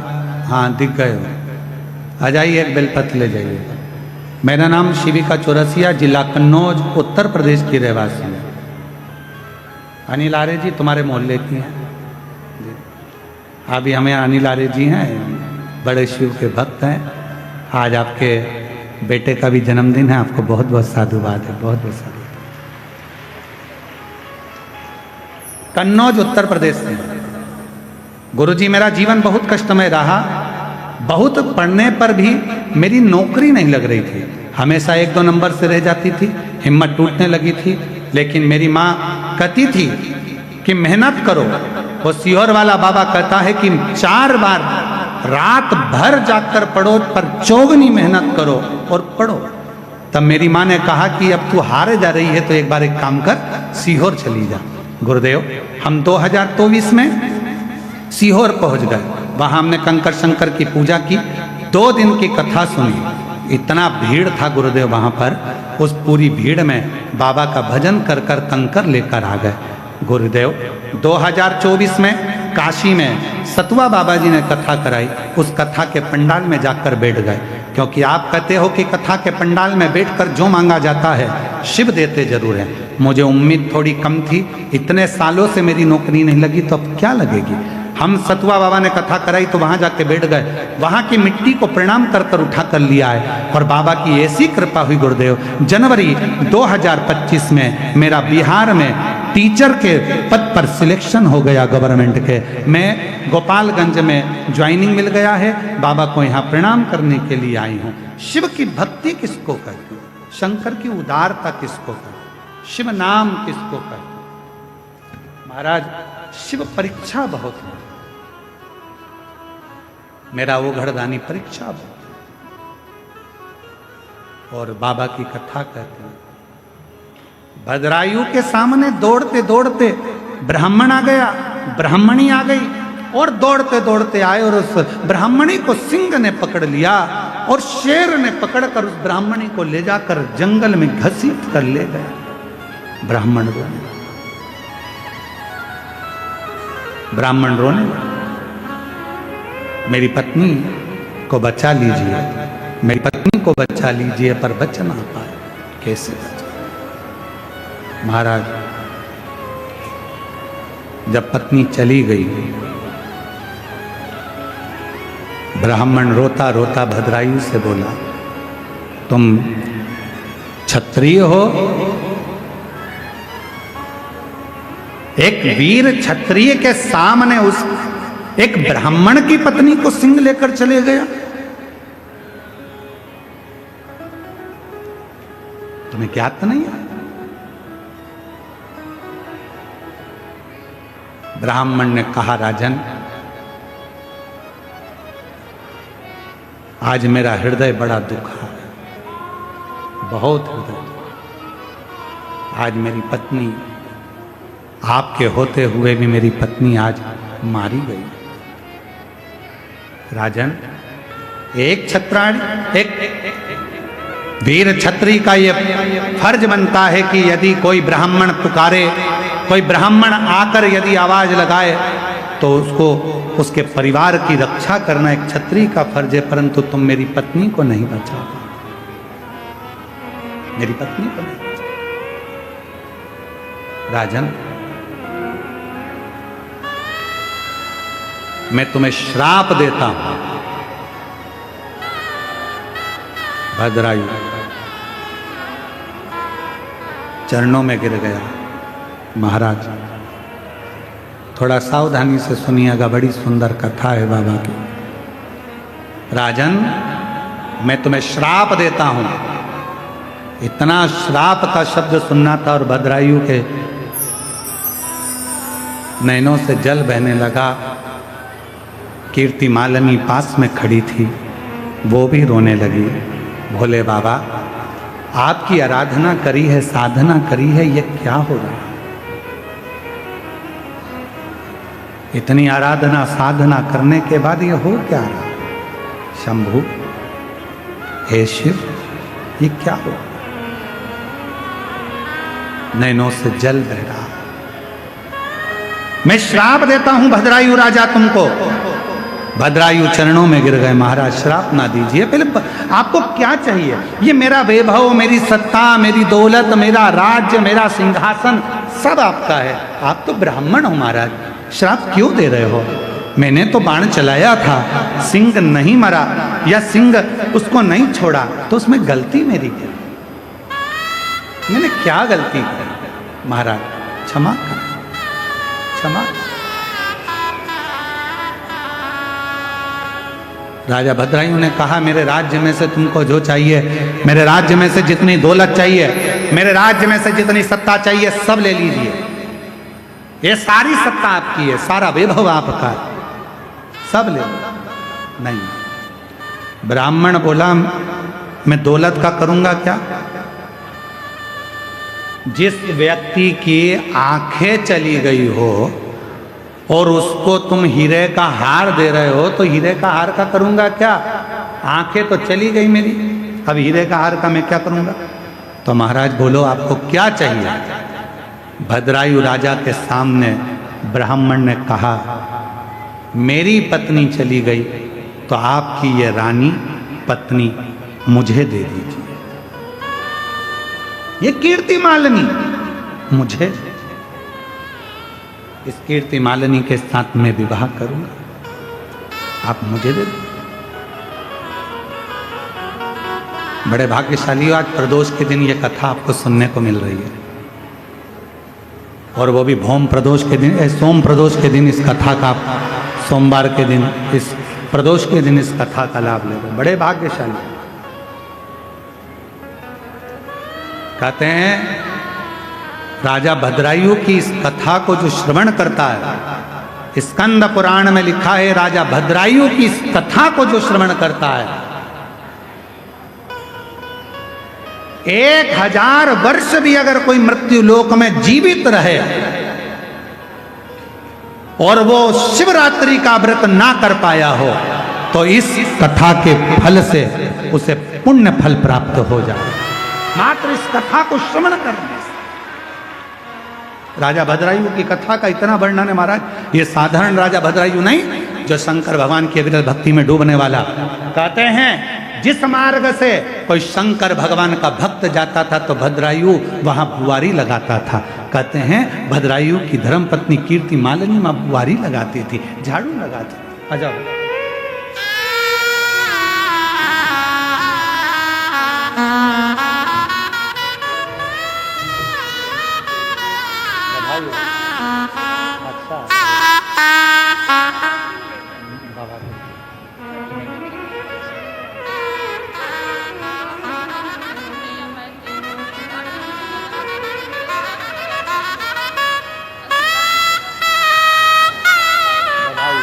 बहुत बहुत बधाई हो। एक बार जोरदार ताली बजाओ तीनों भाई बहन की।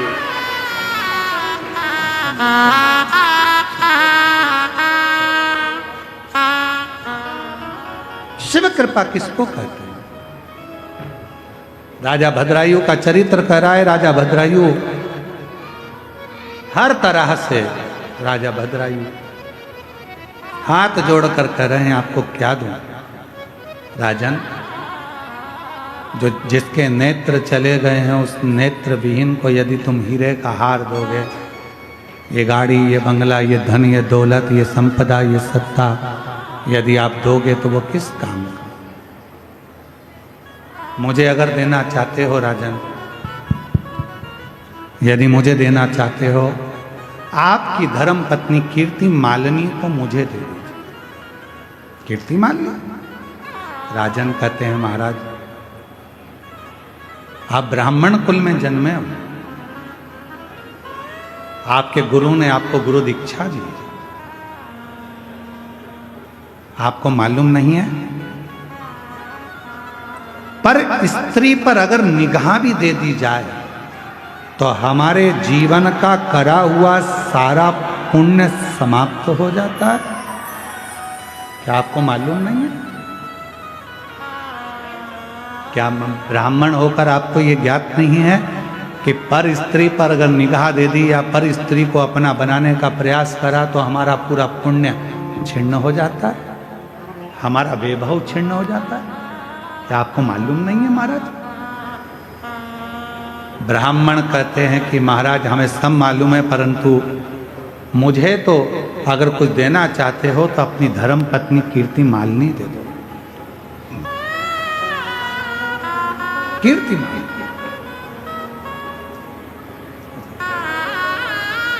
महाराज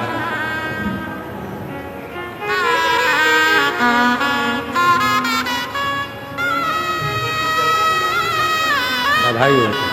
एक बार जोरदार ताली बजाओ। बाबा की कृपा से सरकारी नौकरी लगी है। बधाई हो।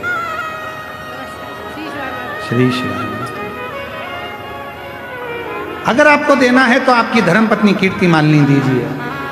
महाराज ये श्रेष्ठ नहीं है। खूब समझाया भद्रायुओं ने पर ब्राह्मण मानने को तैयार नहीं हुआ। आखिरी में कीर्ति मालिनी खड़ी थी, आंखों से आंसू गिर रहा था, नैनों से अश्रु बह रहा था। जल नैनों से आंसू।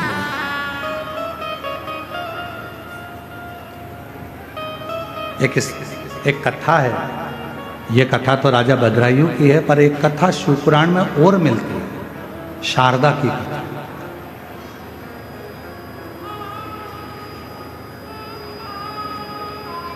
कई लोगों के हृदय में प्रश्न अड़ जाता है।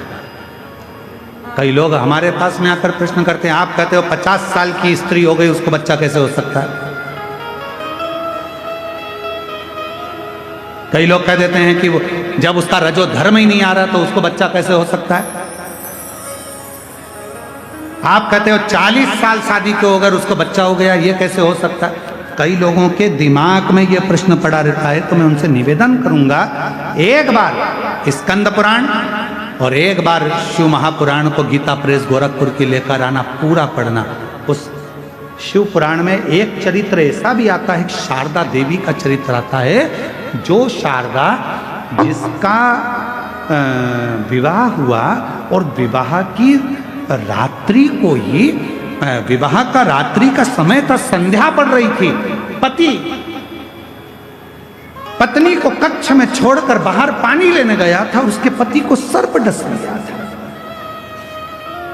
शारदा का चरित्र। और पति मर गया विवाह की प्रथम रात्रि पर। पत्नी, सारा परिवार रोते रोते भाई बंधुओं ने निकाल दिया, ये विधवा हो गई, विधवा हो गई, विधवा हो गई, और उसको अपने बाप के घर, पिता के घर भेज दिया था उस शारदा को। ये शिवपुराण का चरित्र, ये स्कंद पुराण का चरित्र हम आज प्रदोष के दिन इसलिए वर्णन कर रहे हैं, आपकी जिंदगी में उतरे ये बात कि लोग प्रश्न खड़ा करते उसका उत्तर है इसमें। शारदा अपने मायके चली गई, बाप के घर रहने लगी। 3 भाई थे, भाभी थी। आज भैया भाभी कहीं चले गए थे। एक नेत्र से विहीन एक मुनि अपने शिष्य के साथ उस शारदा के घर आ गए थे। शारदा ने सेवा करी, मुनि ने आशीर्वाद दे दिया, एक विद्वान पुत्र तुम्हारे गर्भ से जन्म ले, तुम्हारे पति के माध्यम से, तुम्हारे पति के द्वारा एक विद्वान पुत्र जन्म ले। शारदा ने मुनि का हाथ पकड़ा, बाबा क्या कह रहे हो? मेरा पति मरे हुए सालों हो गए और मैं विधवा, मेरा पति चले गया, तुम कह रहे हो मेरे पति के द्वारा मुझे बच्चा होगा, कैसे होगा? मुनि शारदा के सामने कहते हैं, अब तो मेरा वचन झूठा नहीं जा सकता, क्योंकि मैं शंकर का भक्त हूं। शिव का भजन करने वाला यदि अपनी वाणी से एक बार कह देता है तो उसको तो शंकर को भी पूरा करना पड़ता है, वो उसको स्वीकार कर। शिव को भजने वाला यदि अपने मुख से एक बार कह दे, कई लोग कहते हैं आप कह दे तो ऐसा हो गया, आप कह दे तो वैसा हो गया, आपकी बात शंकर जी रख लेते। शंकर का भक्त यदि कुछ कहेगा तो उसकी लाज देव अधिदेव महादेव को रखना ही पड़ेगा, रखना पड़ेगा। मुनि ने कहा मैंने वर दे दिया, अब तो ये सिद्ध होगा। शारदा ने पांव पकड़ लिए, अगर ये सिद्ध होना है तो तुम्हें मेरा गांव छोड़कर नहीं जाना है। मैं जानना चाहती हूं क्या मेरे पति मरकर चले गया और उसका गर्भ मुझे ठहर जाएगा? हो नहीं सकता, कभी नहीं हो सकता। वाह! एक दिन मुनि बैठे थे, नेत्र नहीं थे, शिव की आराधना कर रहे थे। शंकर की भक्ति करते करते मुनि ने कह दिया, शारदा आज रात्रि को तुझे तेरे पति का स्वप्न आएगा। तेरा पति स्वप्न में तेरे कक्ष में आएगा। शारदा, स्वप्न में ही तेरा पति तेरे कक्ष में आएगा और तुम दोनों साथ रहोगे और तेरा आज ही रात को गर्भ वो स्वप्न में ही ठहर जाएगा। और शारदा के हाथ में शंकर का चढ़ा हुआ जल मुनि ने दे दिया। जल का आचमन शारदा ने कर लिया। रात्रि को स्वप्न में पति आया और शारदा का गर्भ ठहर गया। पूरे नगर के लोग थू थू करने लगे, ये विधवा होकर, बेधव्य होकर इसका गर्भ कैसे ठहर गया? ये बेधव्य होकर, विधवा होकर शारदा तेरा गर्भ कैसे ठहर गया? सारे गांव के लोगों ने इल्जाम लगाकर शारदा को बाहर निकालना चाहा। तब मुनि ने कहा इसको बाहर मत निकालो, इसका प्रमाण भी शिव ही देंगे। चलो शंकर के मंदिर में। शंकर की एक बेलपत्र को मुनि ने उठाया, बेलपत्र की डंडी को पकड़कर कहा बाबा आपको आना पड़ेगा, शारदा के लिए प्रमाण देना पड़ेगा। बेलपत्र में से आकाशवाणी होने लगी, मैं कालाधिपति महाकाल वचन देता हूं, शारदा के गर्भ में जो बच्चा है वो उसके पति का है। स्वप्न में मुनि का दिया हुआ वचन मैंने पूरा करा है। एक शिव भक्त का वचन निभाने के लिए मेरा देव अधिदेव महादेव प्रकट होकर वर देकर जाता है।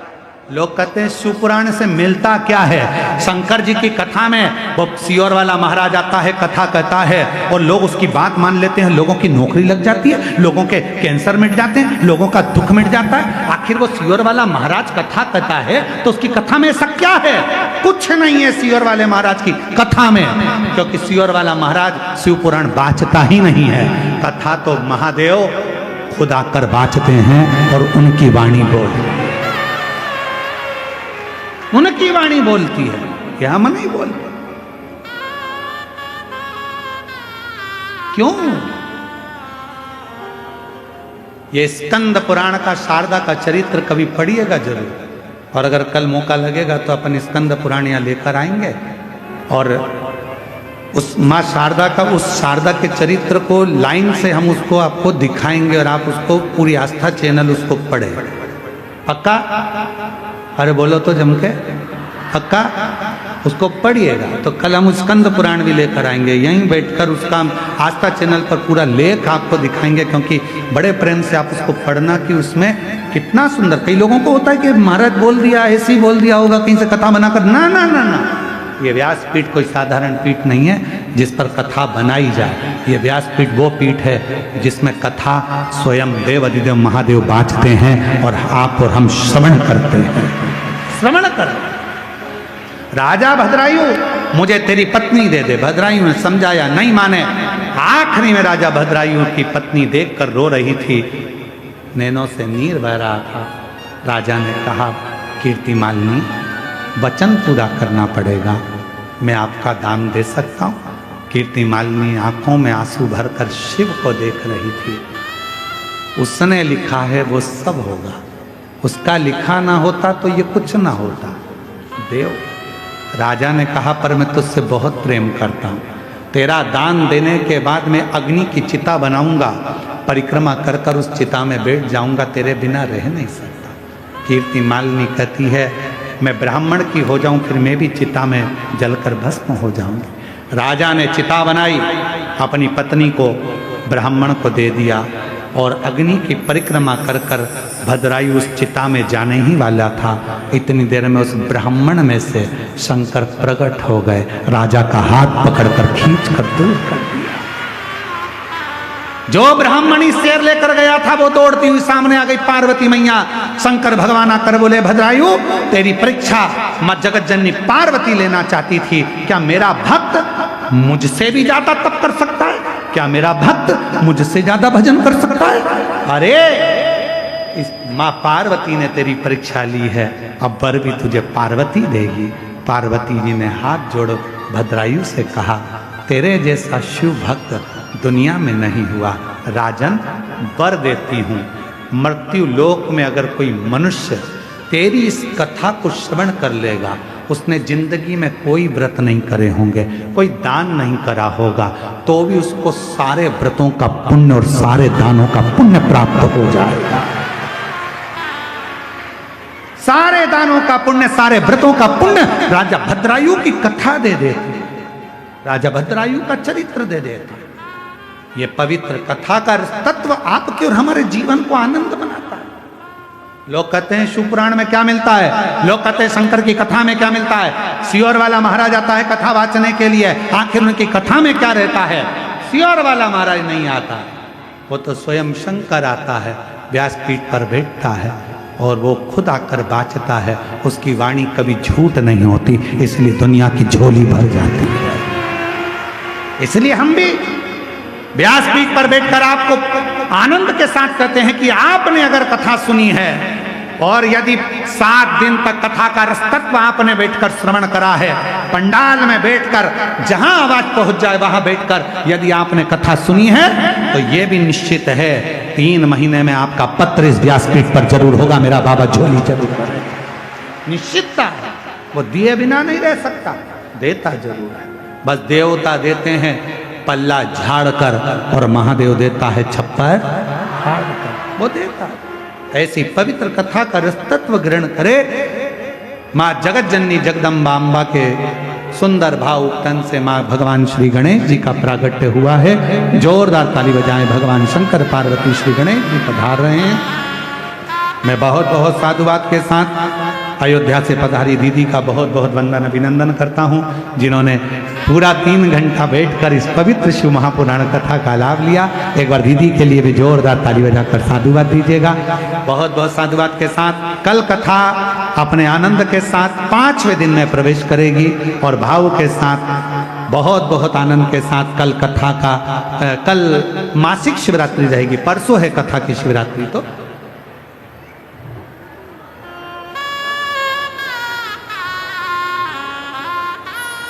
हम आपसे एक निवेदन करना चाहते हैं, अगर आप लोग स्वीकार करें तो। आप सब हमारी जीजी हो और हमारे जीजा हो, स्वीकार करोगे?